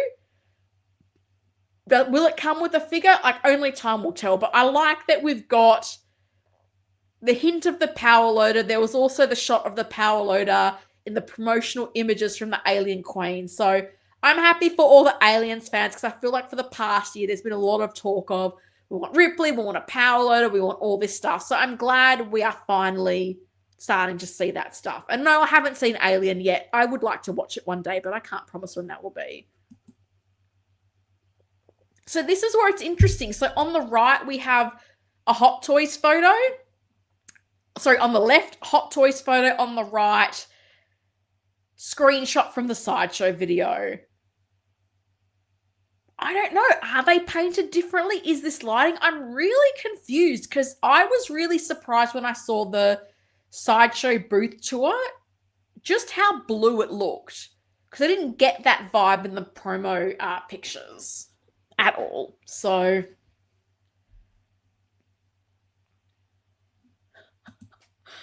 Austin says the kids did a fantastic job on Aliens line. They should get a bonus or an extra holiday. Keith says the Queen is coming home. Clear some room. Mike says, I've yet to go to a con, but I've always heard con lighting is terrible. Yeah, I mean, yeah, it's not great. And I mean, even the lighting at Secret Base is not great. Like, I totally appreciate the content creators that go to Hong Kong to Secret Base all the time and take the preview videos because they are very clearly taking lighting with them because the lighting at Secret Base is absolutely terrible. Ariali says, what's the actual color supposed to be? I feel like it should be more what's on the left. And again, have not seen the movie. So the people who have, Keith Lee, are you around? I'm assuming it should be more on the left than on the right. I'm a bit stunned as to how they're so different unless they're two very, very differently painted prototypes. I don't know. Oh, per Justin, that's the original power loader. They're using it as a placeholder for the new one. But this is my thing though. Are they going to release it on its own or with a figure? Sorry, my chair's playing up today. I think it would be cool to have it just on its own as an accessory. I would like if they did that.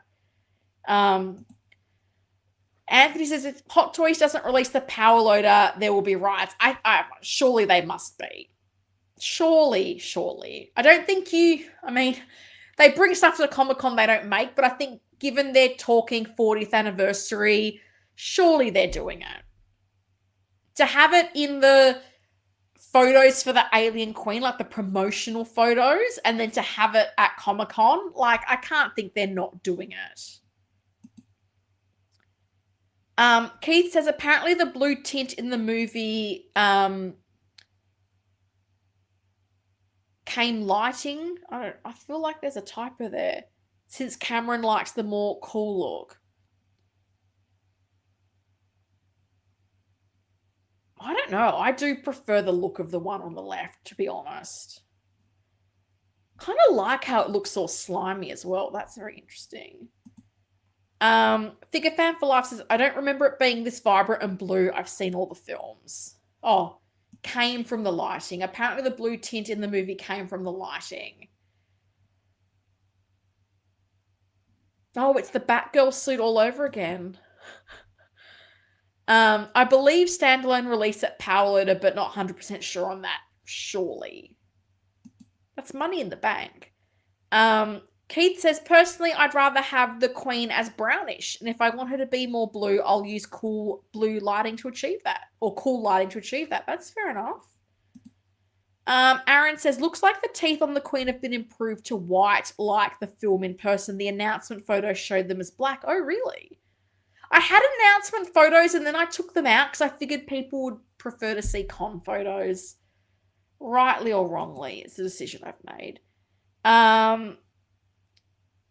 Leon S. Kennedy, I think. Oh my God, and your picture's a cat. That's amazing. I wish we'd get a blue Venom like this. That I cannot predict, but hello to you. That's a new name. Got some more pictures from ACGHK from Azuki's toy. Again, which looks way more grey. So I don't know if that is lighting, if there's just two different paint applications. Are they literally trying to gauge sentiment from people? I don't know. I don't know what they're doing with this. The Broke Collector's here, my foundation member. Hello. Between my Artisan, Ripley Hicks, the Power Loader, and this beast, I'm sure I'm going to be in the hole for about 2.5K. I'm never going to financially recover from this look. I hear you, because I now kind of want the JazzInc back computer involved. That's going to be a lot of Aussie dollary doos. I don't want to know how many dollary doos. Also want the Hulk. I need 2 Supergirls. Just ordered Artisan John Wick. Oh. I went from like 0 pre-orders to many, mentally at least, overnight. Figure Fan for Life says the greyish one looks better. I think so too. For me, if you had to say which one would you want, I think this grey looks a lot better. And we can see even, like Keith was seeing, this photo on the right where you can see some like light reflecting on it with the green. I think if you wanted it to look more blue, it's something you could probably achieve in your display with lighting. So yeah, I don't know. I think the grey looks way better as well. But I thought I'd put this picture in there. Oh, the teeth are they black? Are they white? The teeth look white to me there. So this is interesting. I always love a bit of a comparison. So Alien Queen, 53 centimeters. That is significant. It's going to tower over Ripley and the other Aliens figures. That's an undertaking, you know. I think it's really cool. I think it looks really cool. So, oh, I know. I mentioned the back computer and the vault. Oh, I really didn't want to go down a rabbit hole with things like that. And maybe I won't, because where am I putting them? Got nowhere to put them. Absolutely nowhere to put them. So yeah, I love a bit of a comparison picture like this. This is going to be a very big, impressive piece. I can see a lot of people that are Aliens fans wanting to make room for this. So even in this, looks more grey than blue. I feel like this should be more what it looks like. But again, haven't seen the movie. So Alien Queen, looking pretty good. I'm going to take 2 seconds while I do that, because I've been talking for 2 hours and 20 minutes. Maybe hit the like button for your friend Helen. I'll be back in a minute.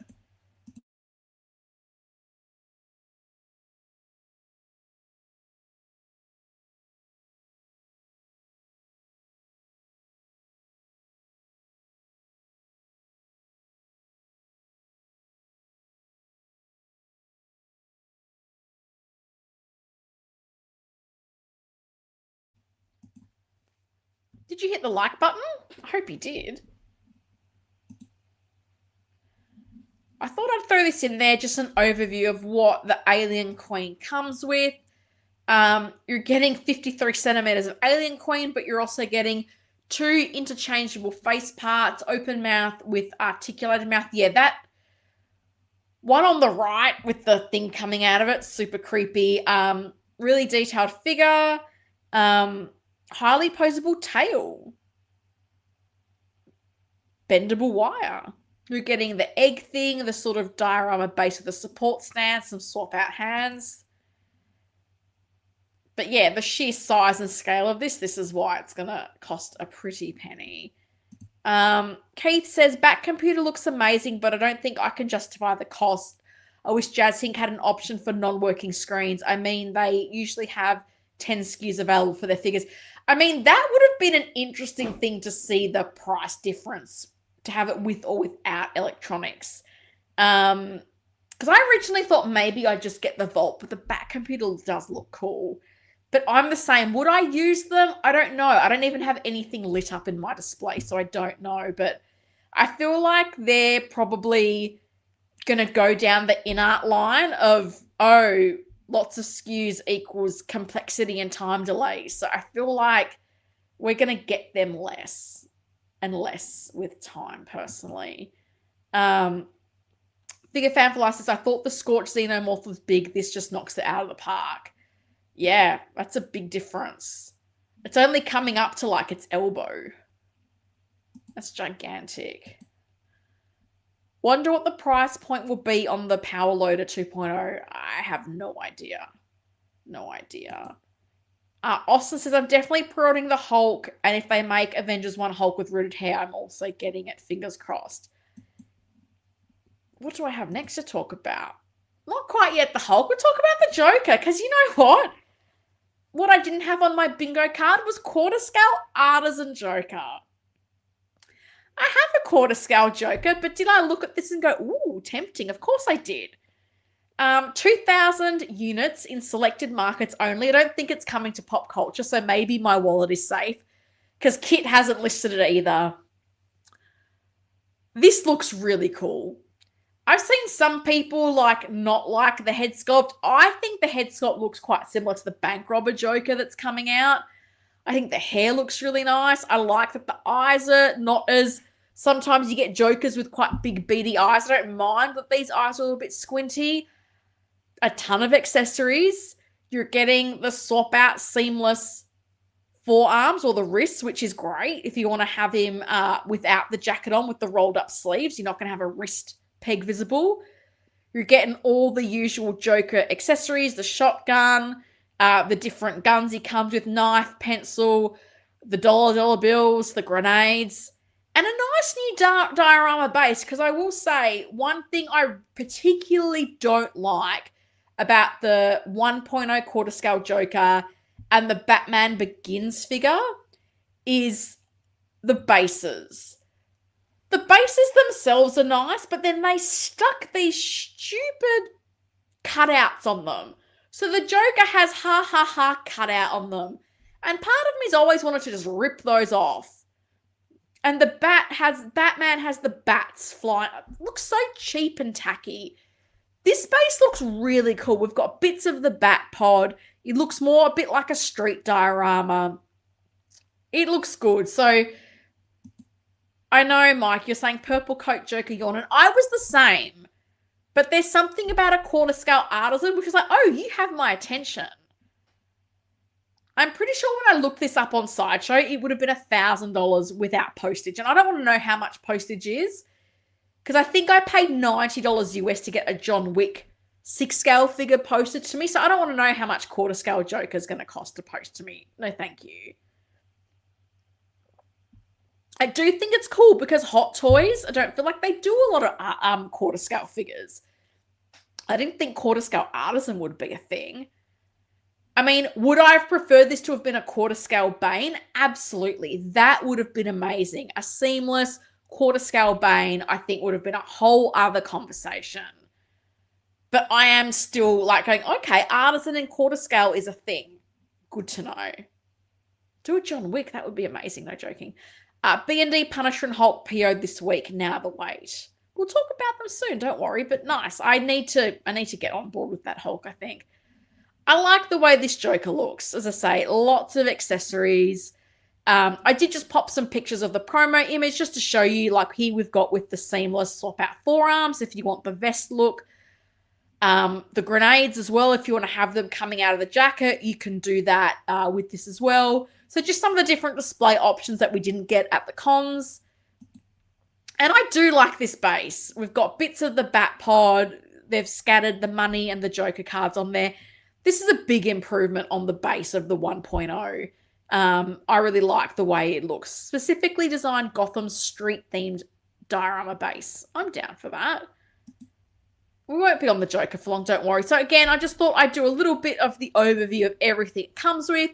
So you're getting the sculpt, rooted hair with the rolling eyes. You've got interchangeable, finely sculpted hands with forearms. We've got the grenades. We've got his outfit. They're showing off some of the features of that. All the weapons you'd expect, even the little knife blades through his feet, his shoes. Swap out hands, cool diorama base. Are the grenades sewn into that piece of fabric? Because that would be nice. Because you know what's a real pain? When those grenades tangle, that's not a fun time. That is a much better way to do it. I hope that's how they did it. That would be quite clever. Figure Fan for Life agrees with me. The base is really cool. It's such an upgrade on the 1.0. I absolutely hate the base on the 1.0. I'm always so tempted to just rip those ha ha ha things off, but I'm always worried they'll break, or I don't know if it's going to leave some kind of glue residue, and then that annoy me more. So I put up with it, but I don't love it. So it's a Joker. We won't linger on it for long. I know a lot of people don't have a lot of excitement for it, but as I say, Artisan quarter scale does interest me. What else might they do in this scale for Artisan? I don't know. Maybe nothing ever again. Who knows? But I did find this a little bit interesting. Spider-Man Brand New Day. You guys want to talk about the Hulk and the Punisher? We're going to talk about the Hulk and the Punisher and Spidey. So this was cool. This is from ACGHK. So we got a bit of a look at the Spider-Man No Way Home Brand New Day figures. I'm going to tell you story time with Helen. Shout out to cousin Anthony. Because if you watch my stream regularly, you know for weeks I have not been saying Hulk when it comes to Brand New Day. Because I had that spoiled for me in the trailer when I went to see Supergirl. I didn't want to know that. So I was like, cousin Anthony is still upset that I spoiled the Punisher being in this movie. So I was trying to protect him from knowing Hulk was in the movie. So when they posted the Hulk images on Monday and had it as Hulk Brand New Day, I was like, oh no, this is not good. And cousin Anthony messaged me, and do you know what he said? He goes, Hot Toys spoiled me worse than you. I was like, excuse me? I've been a considerate cousin. I've not mentioned Hulk for weeks when people have mentioned him in the chat. I've been a protective cousin. Your beef is with Howard. But I laughed. They spoiled me worse than you. I'm like, dude, come on. I still don't understand how he managed to avoid spoilers about the Punisher being in Spider-Man, because I feel like that first trailer dropped and all I saw in Facebook groups were people posting about Punisher and will we get a new one? Oh, blah, blah, blah, the trailer. And I'm like, all these groups have no spoiler rules, but then everybody's posting about the trailers, and I'm sorry, for some of us it's a spoiler. I don't watch trailers. Anyway, poor cousin Anthony. The cat or the Hulk is out of the bag. But we get a look at what our line is. Will we get more? I don't know. If all this talk of potentially there being no license rights to Tom Holland's head sculpt, maybe this is all we're going to get. Do not know. We got this nice look of our Spider-Man, our Hulk, and our Punisher. We got a nice photo from Hot Toys of Spidey with his little beanie and vest on the Scorpion base. Looks really nice. And we've got our Punisher. I'll go back to Spidey for a second while I catch up on the comments. Trembledor says, you know I PO'd last day, is that last kill Punisher, but the Brand New Day Punisher is catching my eyes. The hands, though, ew. Hulk is also huge, much bigger than the original. I've got the comparison photo. He's definitely a lot bigger. Spoiled, he was in the first trailer. Not all of us watch trailers. I don't watch trailers. Even though I didn't watch the trailer, it got spoiled for me in the groups. And then when I saw the trailer before Supergirl, I saw Punisher, but then the big green guy being in there was like, oh, okay, he's there too. Had no idea because I do not watch trailers. Everyone's debating what is and isn't a spoiler.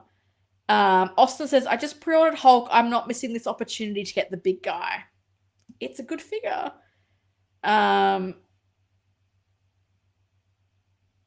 I don't know. I don't watch spoilers. I don't watch trailers, but also I don't chase the news. Like, I feel like so many people like chase the set photos and the news, and then even the set photos get posted in the groups, and I'm like, that is all very spoilery. I like to go to the movies and be surprised. Maybe I'm just old school like that. Mike says, I totally understand why people would be upset about not getting a Tom head sculpt as we've been accustomed to getting unmasked head sculpts. Personally, I don't mind as I usually go with the masked head. Well, I think it's interesting, but I think, Hot Toys, I think, have been quite clever with having the final swimsuit and releasing that under No Way Home so they can give you a Tom Holland head sculpt. Because it's called a movie promo, and that was my question of, well, if it's a movie promo, why have you used the title of the old movie? And I feel like we kind of got the answer to that question. They may not have the ability to use Tom Holland's likeness for Brand New Day, but they can for No Way Home, and maybe that's why they did that. Howie, little twisted genius that he is. So let's have a look at our Punisher. Branded as the Punisher. So there has been some talk of, again, is this a licensing issue? Are Disney not wanting to have Punisher-related merchandise coming out under the Spider-Man brand? I don't know. I think it's pretty clear who this is and what it's from. What the box says as far as where it comes from, I don't really know if that's going to bother a lot of people. There are quite a bit of differences between the two outfits, believe it or not. I will show a bit of a side-by-side. But we can see here he's got the pants are a little bit different. We've got the vest, it's a bit more faded. And of course, we've got the sculpt without the beard, which is what everyone wanted. And I do like that they've given it a little bit of battle damage as well. I do think it's painted on, so if people don't like it, you can probably pay someone to make it clean. But I think I can see quite a few differences between the two. But for me, I think this looks nice. I know people don't love the wrist joints. I do agree. On the one side, you've got the watch. It would be nice if, there was a seamless forearm or something they could have done to hide that other wrist peg. It's probably one of the few things that I don't like about it is, given his outfit and rolling up the sleeves, it does make it more obvious. So I do think if there's an outfit like this, having some swap out forearms would be nice. I think it's got a nice likeness to John Bernthal, personally. What's my next one? Okay, so this is my comparison. So there's more comparisons. As I said, quite a few differences between the two. So definitely I can see differences in the pants. The One Last Kill is coming with the coat. The Punisher / Brand New Day, no coat. The vest and the paintwork on the vest does look quite different. It's a lot more faded on the Punisher version. And then obviously the head sculpt, I think we can see, I even think there's some differences maybe in the hair and the expression. So the beard is obviously the big one, but I think there are quite a few differences. I don't think it's the same. Do I think people may lean more towards the Punisher? Probably. I think it's a bit more closer to, I think, the Netflix show and what people like from. But I have heard people say they prefer the vest and the coat from The Last Kill. So will I think there'll be some interchanging? Maybe. I mean, if you get lucky enough and you pick up the head sculpt loose, the clean one, you can pop it on The Last Kill one, and then you can have the best of both worlds. We've got some photos from the con. So these are from Azuki's toy. Bit more of a look at the figure, which I think looks nice. As I say, that, the wrist peg can be unfortunate, but again, with posing, can you find a way to obscure it? But I do think when it's got these rolled up sleeves, probably is a little bit nicer to have that option for the swap out forearms. And then I thought I'd put side by side the different con photos. So one of the Azuki's Toys Punisher images, and then we've got some images of The Last Kill. So The Last Kill was on display at SDCC, and then the new one was at ACGHK. So again, I do feel like there's some differences here. The hair, I don't know if it's lighting or paint color. The hair feels a bit different. I do think there's some differences in this sculpt potentially. I don't know if it's just paint work or if it's actually sculpted differences.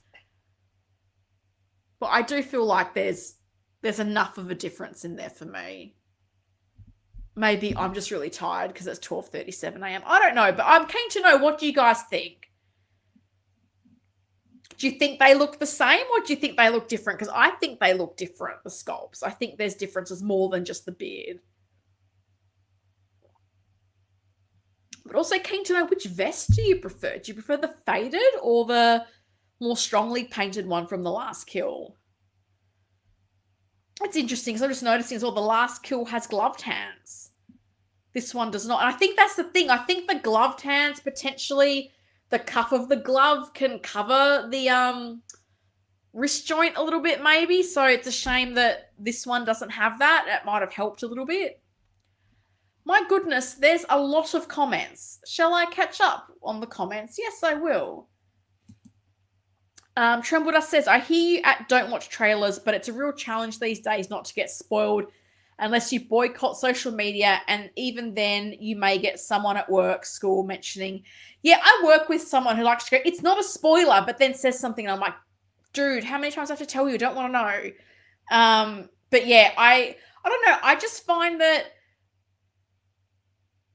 sometimes the spoilers show you the best parts of the movie. Sometimes the spoilers make you think the movie's going to be different to what it is. So as I say, I like going in knowing as little as I can. And I feel like since I've stopped watching trailers, I don't feel like I get that disappointed at the movies. I feel like I enjoy a lot of the movies that I see. Aaron says the head sculpt on the final swing is backwards compatible for Brand New Day, so you can use it on Brand New Day if you get both. That is good to know. Thank you. Lumi's here. Hello to you, Luminara. Happy Friday. I hope you're doing well. Richard KO. Now we need the 2003 Hulk from Hot Toys. We will talk about that really soon. That's a new name. Hello to you, Richard. Austin says, I believe the sculptors are really going to jack up the price. I don't know. Mike says, I'm tempted by this version of Punisher. I'm currently without any kind of punishment. Oh. Which one would you get? Beard or no beard? Aaron says, the Punisher skull is less pronounced, I guess, to soften it for a PG-13 movie. Oh, that's a good point. That is a very good point. Had not considered that. Aaron also says it looks less like a skull and more ambiguous. Oh, that's also true. That's a very good point. Trembledust says, I definitely think they should have gone seamless forearms with Frank. Yeah. Because they've done it for other figures, you know, and this is, I think, the thing that frustrates people is just how inconsistent it is. Like, I can't remember what that movie was, but they had it at Hong Kong Comic Con. The Asian actor, and he had the sort of denim outfit, and he had swap out seamless forearms, and you're like, you can do it. And that is one of the things that I know people get annoyed about with the John Wick figures as well. He's got a lot of weapons. You want to pose him. The sleeve jacket's right up. Can we not have that as an option? So I think it would be nice if we reached a point where, because we used to say that with the rolling eyes, right? Why can't everything have rolling eyes? And now they do. So I think we have to hope with time that becomes a standard for a character with an outfit like this, that we get that option to have some swap out seamless forearms would be nice. Leon S. Kennedy says, this could have easily been a single release with 2 head sculpts and 2 vests. Oh, it could have, but I mean, I feel like Hot Toys doesn't really do the alternate outfit the way they used to. I think back to things like the DX1 Joker, where you had the purple suit Joker, and then they gave you everything to make the police Joker. Another sculpt, a full outfit, accessories. It's just not what they do anymore, unfortunately. I think they are more geared towards this scenario where we'll give you the same, slightly different. That's why so many people, I think, have made a business out of parting out figures. Because people like me would want to mix and match and have both. But yeah, I miss those days where you'd get the 2 packs or the alternate outfits or kind of really deluxe accessories, because I don't feel like it happens that much anymore. Trembledust says, also the teeth for the skull icon is different between the 2. Brand New Day has the 3 knives as teeth versus One Last Kill. Oh, that's also true. So many differences. Trembledust says, I already PO'd one last kill because I don't think we'll ever get another bearded Punisher, but I may double dip. Yeah, time will tell. The Broke Collector says, I like the new head, Scott on Brand New Day Punisher, but I like everything else on the One Last Kill Punisher. Sometimes I can't win for losing. You can always try to get the head sculpt loose, is what I say. That is a bit of a competitive sport, but it can happen. Mixy-matchy. Mike says, these Punishers definitely look different. I prefer the Spidey version of Punisher, but love the skull vest on the Last Kill version. Yeah, I've heard a lot of people say that. Like, if I could put the Punisher clean sculpt on the Last Kill figure, that would be the ideal. But how is naughty? He's not going to give you what you want. Figure Fan for Life says different. I prefer the bright vest and coat, but the clean head sculpt. Yeah, I think that's going to be a lot of people. Austin saying he prefers the clean version. Trembledust says, I don't know why Hot Toys likes to put huge wrist pegs on figures with bare arms versus the ones with gauntlet sleeves. My Doom's wrist pegs are way too small. This is what gets me, because I feel like the big wrist pegs like this were more commonplace with older figures, older bodies. Because I've noticed that at times when I'm kit bashing figures, when I go through and find older bodies that I have, the hands don't cover as much of the wrist peg on older figures compared to now. So it is unfortunate because it does, and I mean, part of me goes, is it for the range of motion, the articulation? But then you've got the gloved hands on the other one, which, you know, he's still holding his weapon. He can probably still pose. So, yeah, I don't love this either, where you pretty much see way too much of the wrist peg. I agree. Austin wishes Hot Toys would make a Ray Stevenson Punisher. I don't know if they will. I feel like you've brought him up before. Big Rib's here. Hi, Helen. Happy Friday. Happy Friday to you, Big Rib. Hope you're doing well. We're cruising towards a 3-hour stream. What a treat. Figure Fan for Life says, my Wolverine 73 came with a pair of seamless forms. That's my thing. It's just, some do and some don't. Like, that figure very much was, you know, shown as having the sleeves rolled up. This has rolled up sleeves. It's like the leather treatment. Some things are Artisan, they don't get leather. Other things are not Artisan, they get leather. Like, I don't think wanting a consistent approach is asking too much, personally. But, you know, Hot Toys, how he works in mysterious ways. Mike says, I agree Hot Toys should start including seamless forearms, but be prepared for at least one loud person to complain that they can't get a certain position in posing because the wrist doesn't bend. Well, this is where I wonder, can you not have one seamless version and then one with the wrist peg? Because that's what happens with, like, I've got the World Box one, and you can just pull out the forearm and put another one in. So I think we've seen that with, you know, other figures that are coming, like the Artisan Winter Soldier. That's got some full swap out arms.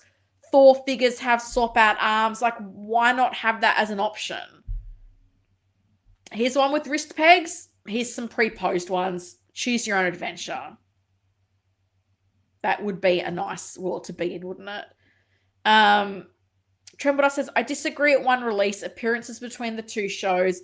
It's possible they got approval for One Last Kill first, then Brand New Day. Don't know. Well, it's not even called Brand New Day. It's just called The Punisher. So I'm not sure what or how they've had to go through that, because this doesn't feel like it's the Punisher TV show. It does feel like it's the movie. So it kind of reminds me a bit of like the Andrew Garfield figures.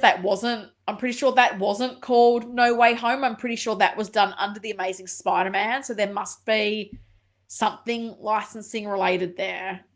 So I do kind of feel like there's probably a bit of truth to that theory. Oh, thanks, Austin. Everyone hit the like button for Helen. She's doing a fantastic job staying on this long. This is a new record. I don't know if it's a new record, but it's like 12:47 a.m. Happy Saturday to me. And let's not forget, I was at work all day, then came home, and now I'm streaming. So it's been a long day. Jason, thank you, Helen. You've gone above and beyond for this episode. Thanks. I tried to, because I was like, it's a big week. SDCC, ACGHK. I spent so much time trying to find like the best pictures and whatnot to show you guys. So thank you. I appreciate it. I'm doing my best here. I'm doing my best. Brian Davies is here. Helen, would you ever go to Comic-Con? Look, I was wondering that this week. God, I think it depends. Like, it's so hard to get tickets. I think for me, I worry I wouldn't do well with the crowds and I'd have a total sense of humor failure. But I feel like I would like to go. I think it would be cool to experience, but then I'd want to build like a holiday around it, because it is a long way to go from Australia. It's not a short trip, and I'm on the west coast of Australia, so I've got to go west to east and then a whole bunch north. I actually was thinking about ACGHK or Wonderfest, going, Asia's obviously not that far from me. I'm going, oh, would that be a cool thing to go to? But it would be cool. But I mean, I think as well, it would be stressful trying to get all the footage, but it would be cool to experience. And I think this Comic-Con obviously would have been a good one to be at, with obviously so many 6-scale companies there, the InArt event. Yeah, it would be nice. Maybe one day. Never say never. Maybe someone will throw an accreditation my way or swing me a pass. My channel's definitely not big enough for that. But yeah, maybe one day. Maybe one day. Mike says, I remember those Choose Your Own Adventure books. Did you read them? Yeah, back in the day, but I often like to say that with things like, make it choose your own adventure. Give us the options. I like options. Austin says, I appreciate you doing this. I'm here every week, Austin. Every week. Consistent cousin is here. Brian says, we're time traveling into the future. Who needs Marty McFly when we have Helen and her Tim Tams? I mean, Tim Tams are pretty magical. I take Tim Tams over DeLoreans. A friend of mine used to own a DeLorean and said that they're terrible cars and they break down all the time. So I'll take Tim Tams, thanks. Figure Fan for Life says it's been a huge announcement week. SDCC is bringing lots to discuss. That's why I limited it to JazzInc, InArt, Hot Toys. I was like, if I talk about the other stuff, I'm going to be a mumbling mess, because I feel like I'm already starting to lose my words, because we're approaching 3 hours, which I was worried would happen. Lumi says NYCC is great. It happens in October. I want to go to SDCC next year. Yeah, I've only been to 2 cons in America. I went to something called Heroes and Villains Fan Fest in Edison, New Jersey. And it was a very small con, but it was interesting to compare that con experience to Australia. And then I went to Tampa Comic-Con, but I just went there to meet Charlie Cox and get a photo with him. I really didn't do a lot. And I wish in hindsight I'd probably spent more time at the con. But yeah, I think it would be cool to go to one of those big cons where they've got like big announcements and the panels and all that. Like, it would be really cool. It would be really cool. A podcast I really like is doing like a panel at SDCC and a meet and greet. I'm like, oh, that would be cool. But it's like a couple $1,000 and a lot of travel time. And plus the accommodation, I can't imagine it's cheap. But I have wondered, how different is San Diego to LA? Because I've been to LA a couple times, didn't love it. I'm sorry, people from LA. How many hours does it take you to get to the US? I think this is the thing though, like when I went to the US 2 years ago, so I left Perth, Western Australia, and I went from Perth to Sydney, from Sydney to LA, and then I went, I'm not spending a minute more in LA than I need to, and then I flew on to Phoenix, because I went, what's another hour? It was like 24 hours when you factor in like the time you've got to get to the airport, stopovers, getting stuck in customs at LAX and missing your connecting flight. Not that anyone that worked at LAX cared, but Perth to Sydney is about 5 hours. then Sydney to Los Angeles, I want to say was maybe 12. And then Phoenix was like another hour, hence I was like in for a penny, in for a pound. But then when I came back, I went Phoenix, LA, which was like an hour. But then I went LA to Melbourne, which was like 15 hours. And that was rough. Like I remember landing, story time with Helen, landing in Melbourne and waiting for my bags. I had to go through customs and I already felt like so jet lagged. Like my feet were not even stable under me. And then I had to fly like 4 hours home. And I don't think I've ever felt more fragile after a flight than my last trip home from US. And I don't think I've ever been more jet lagged. So I feel like the jet lag gets worse the older you get. So yeah, if I'm going to the US for Comic-Con, you best believe I'm staying a while. I'm not doing all that to stay for a weekend and then coming back home. Because even the time difference, it's like a 15-hour time difference. It's a huge adjustment to make. I'm planning a whole vacation around it. Brian says, be interesting to maybe have fellow Aussie Justin collections and Helen's do a show together talking about collecting. Justin was in the chat earlier. Which was nice. Gave us a few insights from SDCC. I did stream with Justin once on our Big Bretta's channel back in the day. God, many years ago now. I feel old. I am old. Mike said, I finally think I'm getting over the withdrawal symptoms since I lost access to Tim Tams. Hands aren't shaking. It's like, you lost access to Tim Tams? How? Oh my God, we've so gone off topic. Oh goodness. I don't know that this will just be a 3-hour stream. That's really no Target, no Amazon. I'm about 250 subscribers away from the next Tim Tam. I heard you're not meant to use the GIVEAWAY word on your streams. Gift? Tim Tam gift? Mike says 24 hours for travel. Oof, God bless you, Helen. I couldn't do it. Well, I mean, you live in Australia. You have to travel. And that's why I laugh. Because when I was in the US, I did a flight from Dallas to Portland, Oregon. And I somehow ended up sitting between this husband and wife. Doesn't matter. They were lovely. But they had friends on the flight. And I had gotten talking to them because we turned out we were all basketball fans. So we had this lovely chat. And they kind of said, oh, a flight like this is nothing to you. I'm like, mate, like 3.5 hours. I'm doing that in my sleep. And then we landed and their friends were like, oh, such a long flight. And then they looked at me and we all just laughed because it's like, I've come from Australia.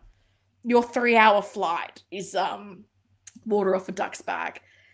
Chris Collectibles is here. Hello. I went to SDCC last year and was a bit bummed that some companies like Hot Toys and InArt weren't there.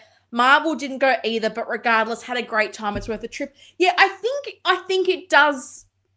Who's there makes a difference depending on what your interests are. And as I said, this year would have been a cool year to go because you had InArt, they're doing their own event, JazzInc is there, Hot Toys and Sideshow, because Sideshow didn't go for a lot of years either. So this is, yeah, I think it might be a bit hit and miss as to luck of the draw as to what is there. But then for tickets, it's like a ballot and it's all in advance. And I think probably a bit easier if you're in the US. But as I say, I'm not there. So that's why I wonder, like, oh, ACGHK or a Wonderfest? Could I just go there as a patron? That might be cool to do. Is that hectic to get here? It's a lot. It is a lot. I feel like it takes it out of you. And I often then find it hard to adjust to the time difference for sleep. Sleeping tablets are your friend. Not American ones, because you know what I discovered? American sleeping tablets don't do anything. We're so off topic. I'm so sorry. Even if you mix them with alcohol, they do nothing for me. So happy days. Mary Sullivan's here. Hello, Mary. Thanks for the stream, Helen. Appreciate you and all the work you put into your channel. $19.99 super chat. Mary, that's incredibly generous. Thank you. That deserves a big old round of applause. That's so kind. I really, really appreciate that. I love to see a fellow female collector in the chat, so I hope you're doing well. It's very, very kind. Thank you, Mary. I appreciate that as I'm heading towards 1 a.m. Luminara says, I want to travel more. I've never been outside of the US. Really? Not even to Canada? Canada is beautiful. I loved Canada when I went there. But I think as well, in Australia, our motto is kind of like when you travel, you go as far as you can for as long as you can. So I probably am guilty of not having seen as much of Australia because I'm like, how long have I got? How far can I go? So, Chris said, you really don't know who's coming until a couple of weeks before. That's the downside. Yeah, it's a bit, that's the thing. Like if you're in California, I guess it's a bit easier, but if you're having to travel and get accommodation, whole other ball game. NYCC is easy to get tickets for. Okay, there you go. Mike's also applauding. So kind. Thank you, Mary. Appreciate that. God, I still feel like we've got a few things to get through. That's okay. We're going to pass 3 hours. It's fine. I can sleep in tomorrow. It's Saturday. What a treat. So recapping, finally, we're at the end of this Punisher thing after 5,000 tangents and story times with Helen. I'm so sorry. I appreciate the 47 people that have still hung around with me at this time. So the Punisher from the Punisher, what are we getting?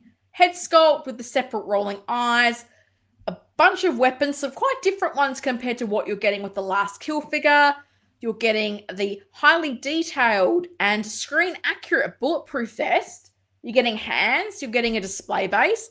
I do think it's a bit of a bummer that it's probably not going to match the other display bases from the movie if you do use the Hot Toys display bases, but I think this looks nice. I think this is the Punisher a lot of people have probably been waiting for and hoped for as far as not the beard and whatnot. But yeah, it is a shame there are some of those differences in the outfit. So I can understand people wanting to mix and match. The parting out websites are your friend. Finally, we got to the Hulk. My goodness.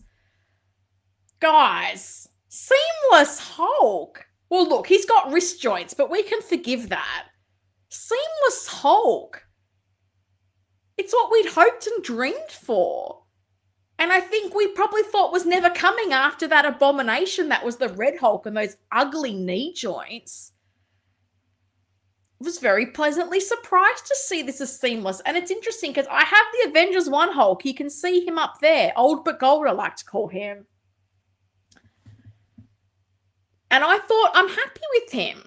But I'm looking at this Hulk that doesn't have really visible shoulder joints and gaps and going, and I think a better skin color. Maybe I need this one. Because the outfit and the look to it, which is a pair of shorts, I think the upside of this is I feel like this fits in really nicely with an Avengers display. So for me, I'm going, I think this is coming into my Avengers 1 display. And I think there's a lot of people that, you know, I'm not going to get this Hulk. I'm going to wait. And then they were let down by an Endgame Hulk being Professor Hulk. If you waited, the patience has probably paid off. And I was pleasantly surprised at the pricing of this. I was expecting this to be $800 Australian at Pop Culture. It was like, I feel like it was $690. So with the 10% pre-order discount, you're looking at $630. And then if you stack rewards on it, you get another 10% off. You're looking at about $565. Like, this is cheaper than InArt Supergirl. Like, even at full price, $690, InArt Supergirl is like 730 Australian dollars. That's kind of crazy to me. I was expecting this to be so expensive given it is basically the size of a quarter scale figure. And quarter scale figures are leaning up towards $1,000 here in Australia. They're not cheap. But we got a picture from Hot Toys. And look, our Hulk is looking pretty nice. It's got swap out face plates, and I think with the face plates, I think that includes the front of the hair, because with the different face plates, the hair does look a little bit different. So I've popped back in the picture of the No Way Home display, because we probably talked about that 3 hours ago. And a bit of a close-up image of Hulk. Looks really nice. He looks really good. Okay, Helen, it's eating time for me. Thanks again for your efforts. You're a real hardcore collector. I love it. Well, enjoy. Have a great day. You're probably having lunch. Let me say I already ordered the big guy. The new makes my old one look a bit toyish. Yeah, I think when I saw the comparison between the two, I've never, like I knew there was a difference in the skin color between the Avengers one and Age of Ultron. But looking at it in these pictures, I was like, oh, this is a huge difference. A huge difference. Anthony says, I think this Hulk looks great. A lot of big improvements. I totally agree. Mike says, Hot Toys definitely knocked this Hulk out of the park. It's definitely the best one to date. Not sure I'm willing to give up that much space, though. Happy spending for those who want it. I think with the Hulk as well, like, you can pose it to minimize the height. And I'm not saying this to enable you, but I know when I built my garage display, because I have the Avengers 1 Hulk and Professor Hulk, and I wanted to try to even them up a bit, and I was able to kind of get the Avengers 1 Hulk into quite a like a deep pose with the legs where he's crouching down a bit, and it's brought the height down to kind of match the Professor Hulk. So there are posing options. I mean, obviously, I'm pretty sure that this Hulk probably has a join at the torso that the shorts are hiding. So I think it can take that bit of stress on the legs, I would hope. Posing. The way you pose it can make a difference. But I'm not telling anyone to buy it. But I do want to buy it for myself. It's about the size of the Hulkbuster. It'd be huge. Great price. Again, too big for me. I have 2 already. That's enough. But I do prefer these head sculpts. Which 2 do you have? And that's interesting because some people complained about the head is too small. And I know people who've seen it in person have said, don't think that's an issue. Didn't think it looked that bad in person. Will they refine it? Maybe. Who knows? It's not, I don't know. It didn't really jump out to me as being too small, but maybe that is just me. Got a couple more pictures of Hulk. These ones are from ACGHK, Ozuki's Toy Dragon Sim Collection.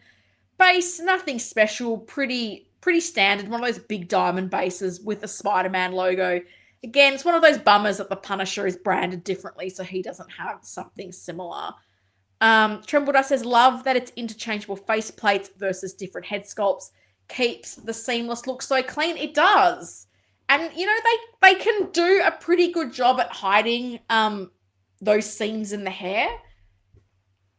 Like, in the photos I saw, it didn't look obvious anywhere. But, because I was looking at going, are we sure it's face plates and not sculpts? Because the hair was different. And then I realized, oh, it's literally going to take the front of the hair. And that's how we have the 2 different hairstyles. So, I think it's quite clever. Again, this might be lighting, but this Hulk's hair is grey. No, I think it's lighting.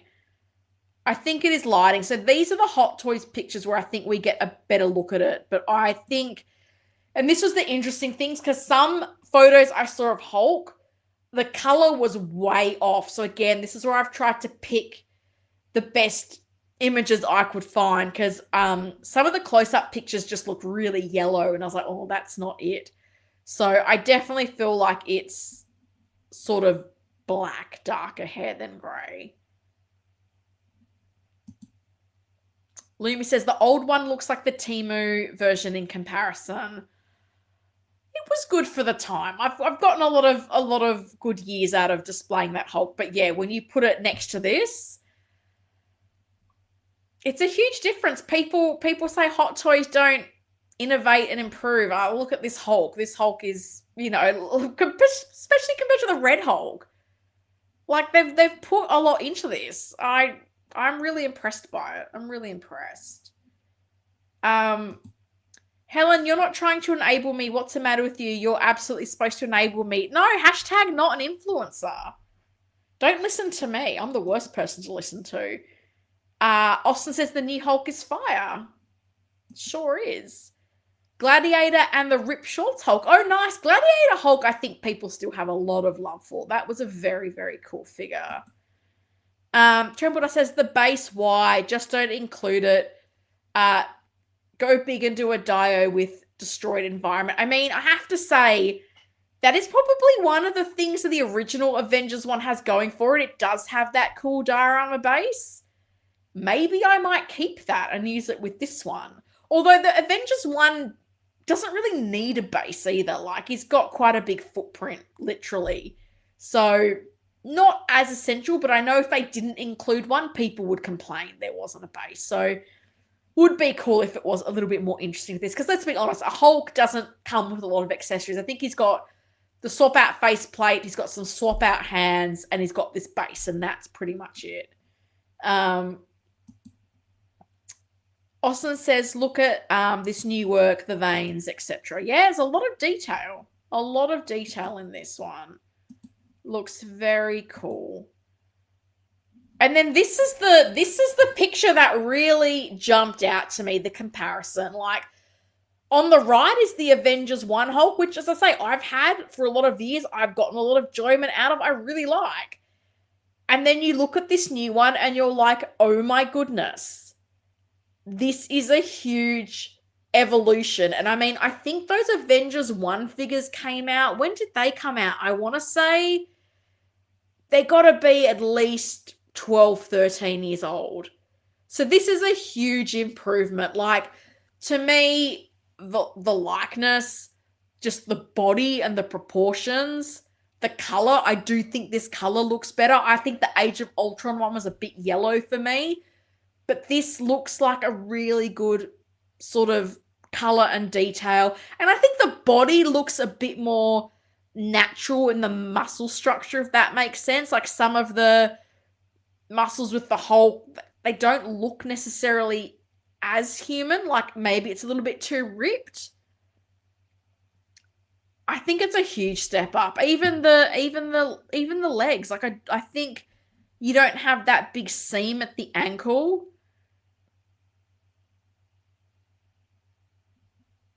It's a huge step up.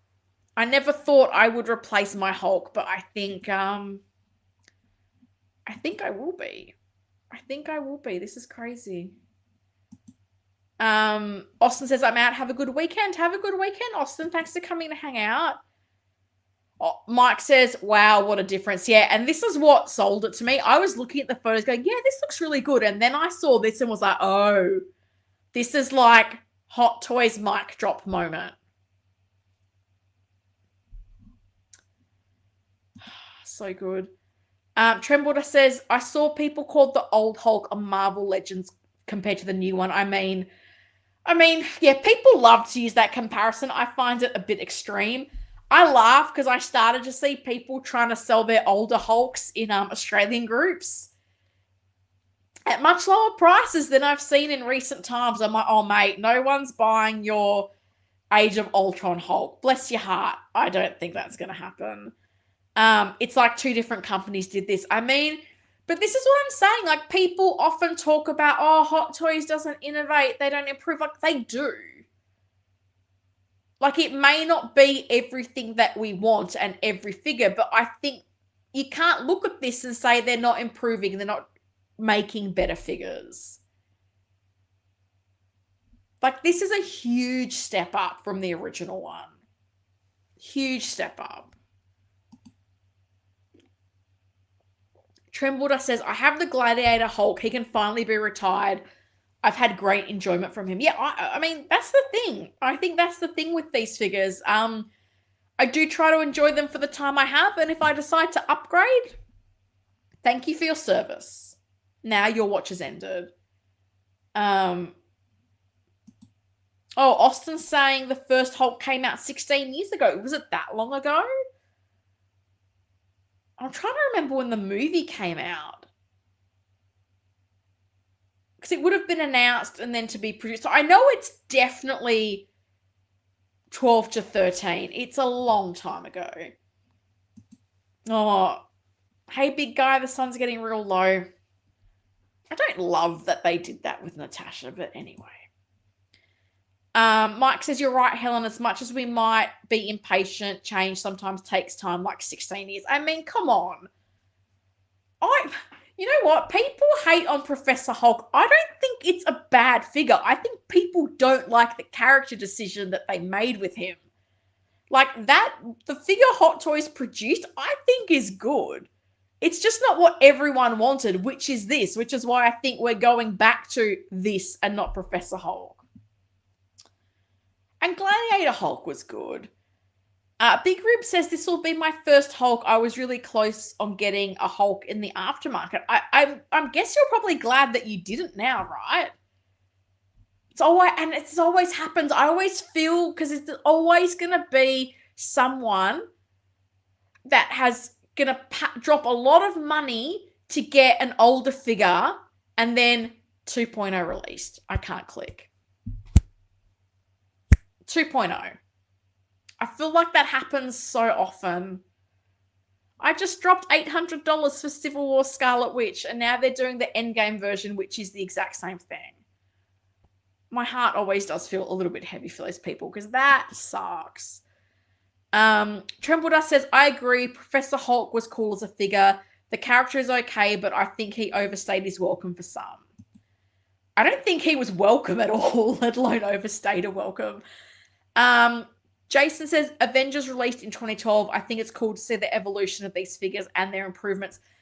And it's honest, like with older figures I have, it's part of the dilemma I have. Like they're not only a hard sell, but part of me is like the DX1 Joker. Is that cool to keep to show the evolution? I've got the 1, I've got the 11, I've got the 33. Like, is that a cool thing to have? I don't know. Not that I'm displaying them all, but that is something I wonder.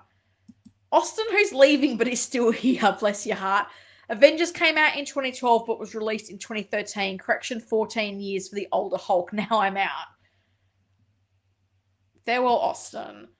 Yeah, this Hulk is, yeah, I'm not sure what the price is on Sideshow, but as I said, was pleasantly surprised at the pricing of this on Pop Culture, given Hot Toys to Sideshow, Sideshow to Pop Culture, so we get a markup on a markup. So for this to come in at like $6.90 or whatever it was, Australian dollars, I was pleasantly surprised. I was totally expecting the number to start with an 8. So as I said, not getting a lot with the Hulk, but you're getting the big, beautiful, seamless body, and that's what we've always wanted. So you're getting interchangeable face plates with separate rolling eyes. As I said, the 2 different hairstyles, giving you lots of close-ups on that seamless body. You're getting a couple of pairs of hands and the base. So pretty light on accessories, but I think, as I say, to me, that's kind of to be expected. $437 US on Sideshow. Thank you, Jason. Let me do a little. That's not too bad. So $435 US is 623 Australian, which is not far off, because if you're getting, as I say, Pop Culture does a 10% pre-order discount. So that's actually not too bad. It's not too bad at all. I'm pleasantly surprised by that.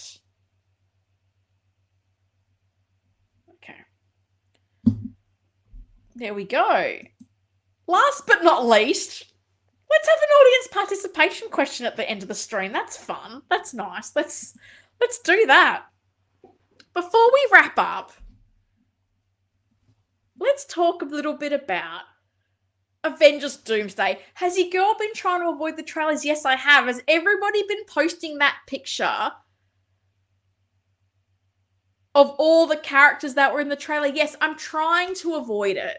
Cousin Anthony, this might be where we say farewell to you, because there might be spoilers, and I don't want you to say that I spoilt you worse than Hot Toys. I want Hot Toys to have spoilt you worse than me. So if you listen beyond this point, Cousin Anthony, that's on you, my friend. So, ACGHK and SDCC have these countdowns. They're saying at 9:30 a.m. on Sunday in San Diego. For some reason, then Monday morning in Hong Kong. Okay, whatever. The countdown begins. And I think we're all seeing or getting a sense that they're going to reveal a figure. Is this going to be following some kind of trailer or panel at SDCC? I don't know. But I'm keen to know, what do you think we might be shown at SDCC? I looked at this and the green color, and we all know Howie and Hot Toys, they love Robert Downey Jr. I'm like, are we going to see a Doctor Doom from the movie? Are they going to show that? I don't know whether they'd have any at the con. That would be a whole other pandemonium. But is that what they're going to unveil? Do we think it's just going to be a Doctor Doom? Or do we think there's going to be other characters that we might start seeing at SDCC? Because what surprised me was, like, movie tickets have gone on sale in the US, have they not? Like, this movie comes out in December and y'all are selling movie tickets now. Because I was wondering, why are people complaining about people flipping tickets to the Odyssey? Like, do you really sell movie tickets this early? That's crazy to me. Like, it's still, 6 months away? Tickets on sale. So maybe they will have stuff out. I don't know. But I am keen to know if you're watching live or on the replay. Hello to all my people that watch the replay. When the clock gets to 0, what do you think is going to be waiting for us? Will it just be a Doctor Doom, which is what I'm kind of getting the vibes of from this graphic? Will there be other things? Because I know we start getting appearances of X-Men. And I do feel like if you were going to prioritize certain characters from this movie, I feel like the X-Men would be a smart ways to go, because Hot Toys hasn't given us a lot of X-Men. They've given us a lot of Hugh Jackman Wolverine, but they haven't given us a lot of X-Men characters. And I think the X-Men are hugely popular. I could see a lot of people being interested in X-Men characters. Will that be it? There's other characters we haven't seen in a while that pop up in this movie. But I'm keen to know, when you saw this, what were you thinking? What are you hoping? Throw out your Moneyball shot. What do you want it to be? What do you want to see? In your perfect world, what would they show? Because in Helen's perfect world, I'd get my Artisan Captain Marvel, which is not happening. That's fine. I understand that. But I am keen to know. Because for me, I feel like I don't know that I'm going to go into this Doomsday line. I think I don't think I would. Space, but also feel like I have most of the key characters I want represented in my collection, unless they do an Okoye. That's my Moneyball shot. An Okoye in the Dora Milaje outfit would be incredible. But I feel like, we had that big reveal at Comic-Con of Robert Downey Jr. coming out, taking the mask off. So is this the follow-on to that? That we're now at SDCC this year. We've got the countdown. The movie tickets apparently already on sale. And we're going to give you the figure. Let me catch up on the comments. Oh, God, there's a lot of comments. The Hulk also has incredible oral hygiene. Look at those teeth. They were pretty pearly, weren't they? Mike says, I watched the trailer but will not be watching anymore. No, really, I'm not. Look, everyone says that.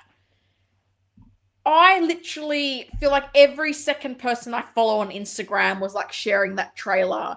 And as soon as I'd see that opening bit, I'm like, nope, don't want to know, don't want to see. But then everyone kept posting that montage picture of the characters. And it's like, oh. I feel like I'm going to see a lot more than I'm going to want to see by the time this movie's finally released. Mike says, I'm guessing it'll either be Doctor Doom or Steve. Yes, tickets already on sale here in the US. That's wild. That's wild to me. That's so far in advance. Trembledar says, I think a Doom is definitely going to be revealed, but it may not have a head sculpt because apparently Doom's identity is not revealed in Doomsday.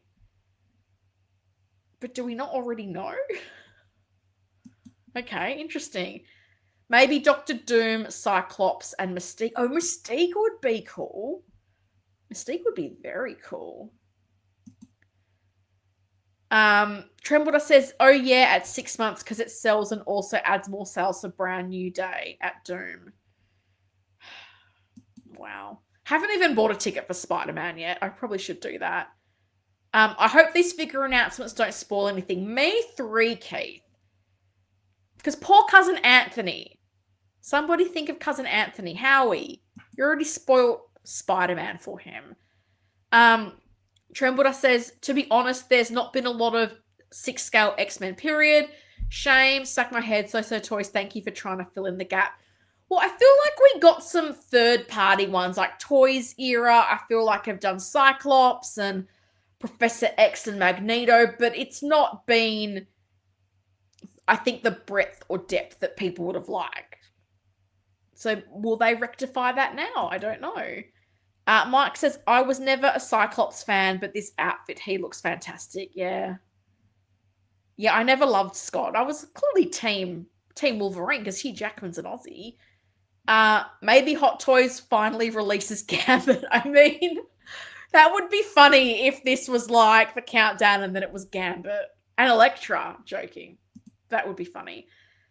America Chavez. Hello, Hot Toys Collector. I'm guessing that's your Moneyball shot and not what you think is going to be revealed. But maybe I'm wrong. Maybe it would be. Bought my tickets. Wow. I'm so not that organized.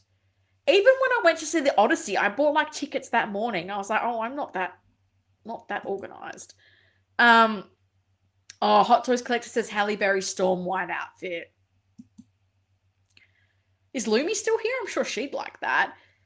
Spectre 1018, hello to you. Since most of the characters are in similar-ish outfits, I would hope Hot Toys prioritizes the X-Men line. I think that would make sense to me. Because let's be honest, like, you know, sorry if it's a spoiler mute, but characters like Shang-Chi that we haven't seen in a while, and that figure is like bargain bin and hanging around.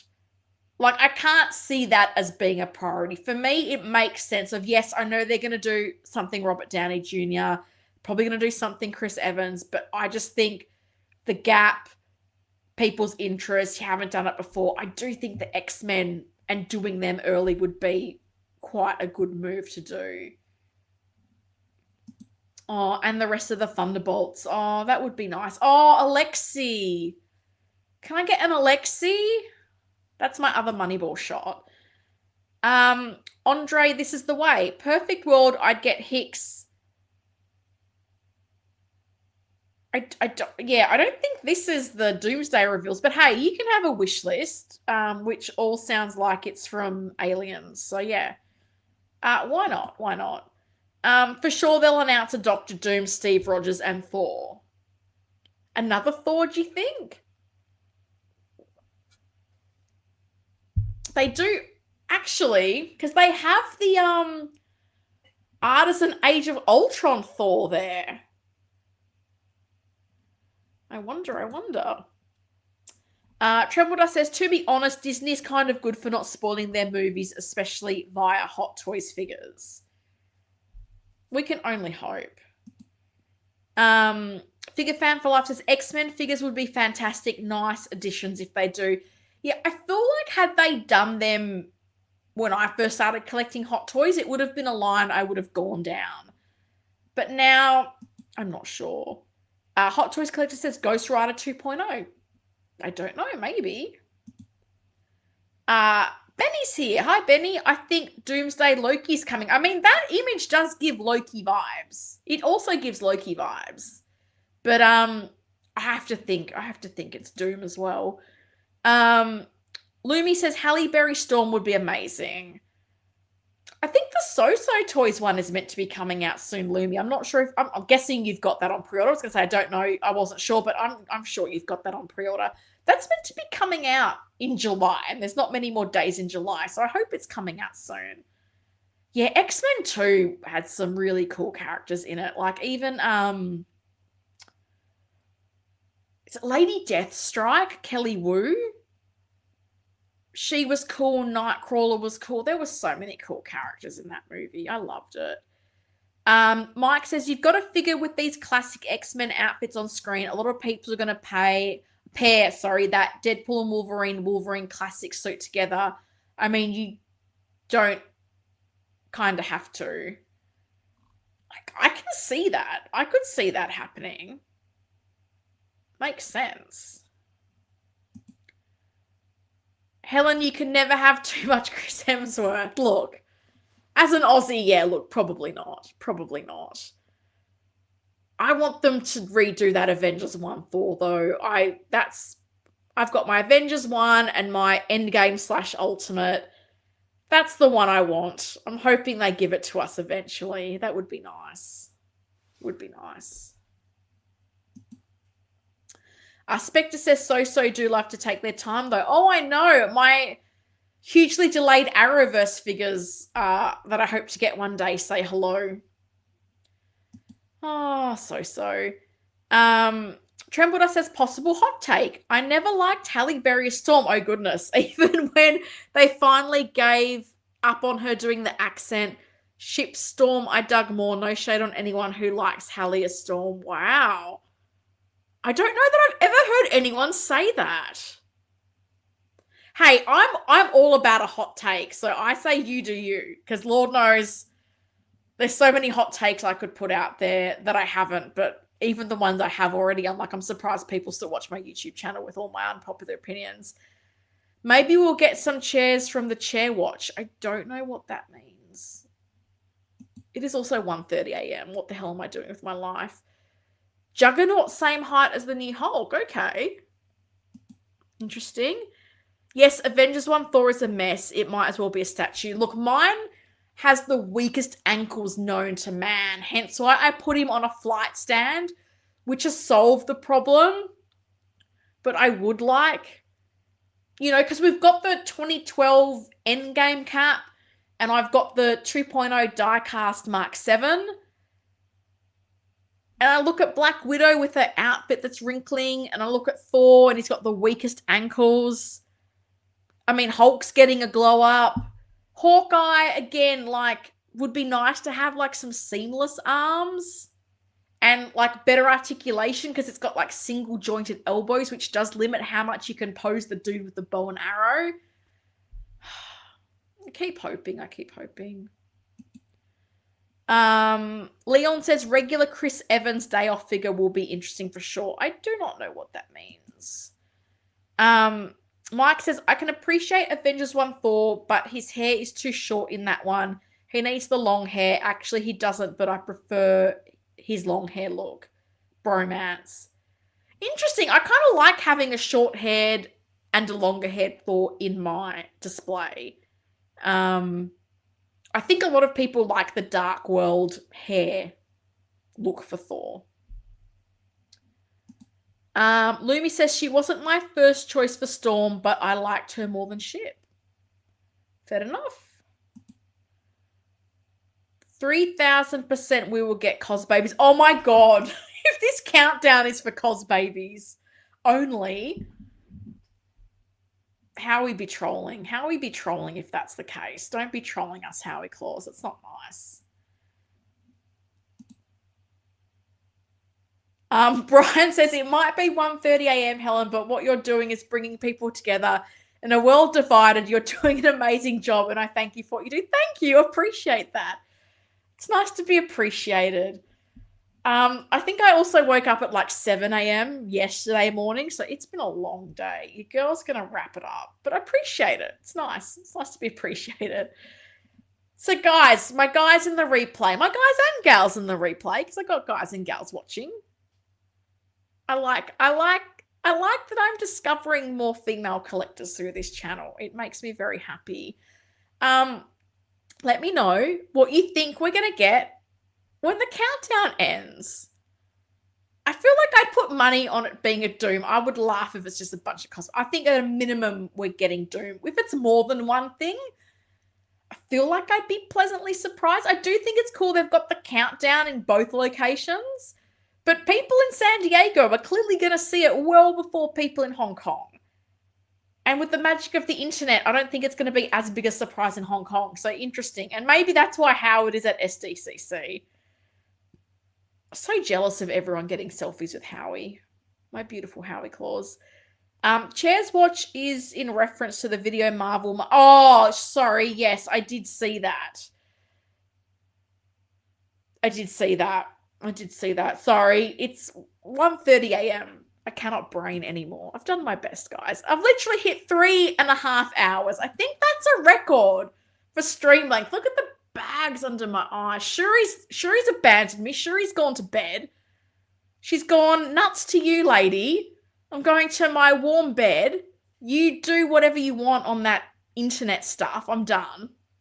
3:30, I think might be a record. I remember my Hong Kong unboxing video, the first one was like up there. Wow, I thought maybe 2.5 to 3 hours, but 3:30 is it's a lot. Guys, some of you have been here the whole time. And you know what? If you've been here the whole time, you are the real MVP. And you deserve some applause. I'm pretty sure Figure Fan for Life has been with me this whole time. That's pretty impressive, as have other people. So, guys, thank you so much. Let me just check. Figure Fan for Life says, good to see the opinions of other female collectors, not too many of us. I feel like there's more of us out there than we think. Just got to find each other. A lot of the spaces are male dominated, but I feel like female collectors more observe than participate. I know for me, I'm not that active in a lot of the Facebook groups for many reasons, but I do love it when I get a comment and someone's like, oh, I'm a female collector from whatever, and I'm like, amazing, I'm so glad I found you. If it turns out to be cos babies, I'll protest by still not buying any. Yeah, I have never bought one and don't think I will. And every time I go to Hong Kong, I'm always so shocked at how many they have. I'm ready for the next slide, Helen Watts-Lake. Looks, Helen had 78 slides. That takes 3.5 hours, particularly if you want to do story time with Helen. What was I thinking? Story time with Helen. Spectre says, Helen, did you hear the brand new Spider-Man figures don't have the Tom Holland head sculpt due to possible licensing issues? Yes, I think we discussed that 1 to 1.5 hours ago. We did, yes, because Justin had mentioned that in his video, so we did talk about that a long time ago now. Yesterday. We probably talked about it yesterday in my world because it's 1:30 a.m. I know I'm going to buy a cos baby one time to see why all the hate. I think they're a bit like Funko Pops. I'm kind of like, whatever.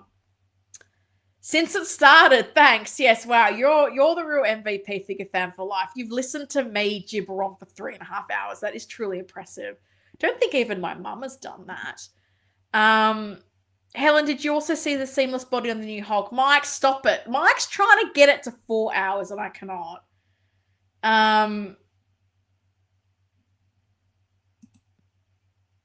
Will and Dean live stream reunion would be the sweet treat of Comic-Con. We need the trio back. Okay, that's so not a comment for me. I don't know if Will is streaming this week. Probably not because he's at Comic-Con. And I assume he's going to be at that InArt event when he would normally stream. Goodness me. All right. 3 hours, 33 minutes. No, 3 hours and 34 minutes. So that's a good innings. Happy Saturday to me. Keith, don't you dare. You know what's happening there. Don't you dare. You guys in the US need to all go have lunch or something now. Helen's going to go have some sleep. Helen's going to go find Shuri. Thank you for coming to hang out. I hope this recap was good. I hope the footage I found was good. I hope you enjoyed it. I will be back next Friday, hopefully not for 3.5 hours. But we'll see. You never know with Howie Claus, the InArt event, what might happen. Have a lovely weekend. I hope you join me next week. I hope you hit the like button on the way out. My peeps watching in the replay, maybe drop me a comment. Maybe subscribe if you're new. When we hit 5,000 subscribers, Tim Tams will be offered as the reward. There's no better prize that you can get than Tim Tams, I don't think. Have a wonderful weekend. Sleep tight. Thank you, Key. A happy Saturday to you. Yeah, it's been a Saturday for a while. Mike, I still have the rest of the day. Helen, now what? Watch the replay. Watch one of my older streams. Watch my SDCC stream from last year. Watch my Hong Kong unboxing. That's 3 hours. Thanks for staying up with us, Helen. It's much appreciated. You're welcome. Figure Fan for Life says, great update. Thanks, big week. Now get lots of sleep. Yeah, I need lots of sleep. 5 hours. Oh, Brian, no, not 5 hours. It'll happen one day, but not when I start at 10 p.m. my time. I think I'd need to start way earlier.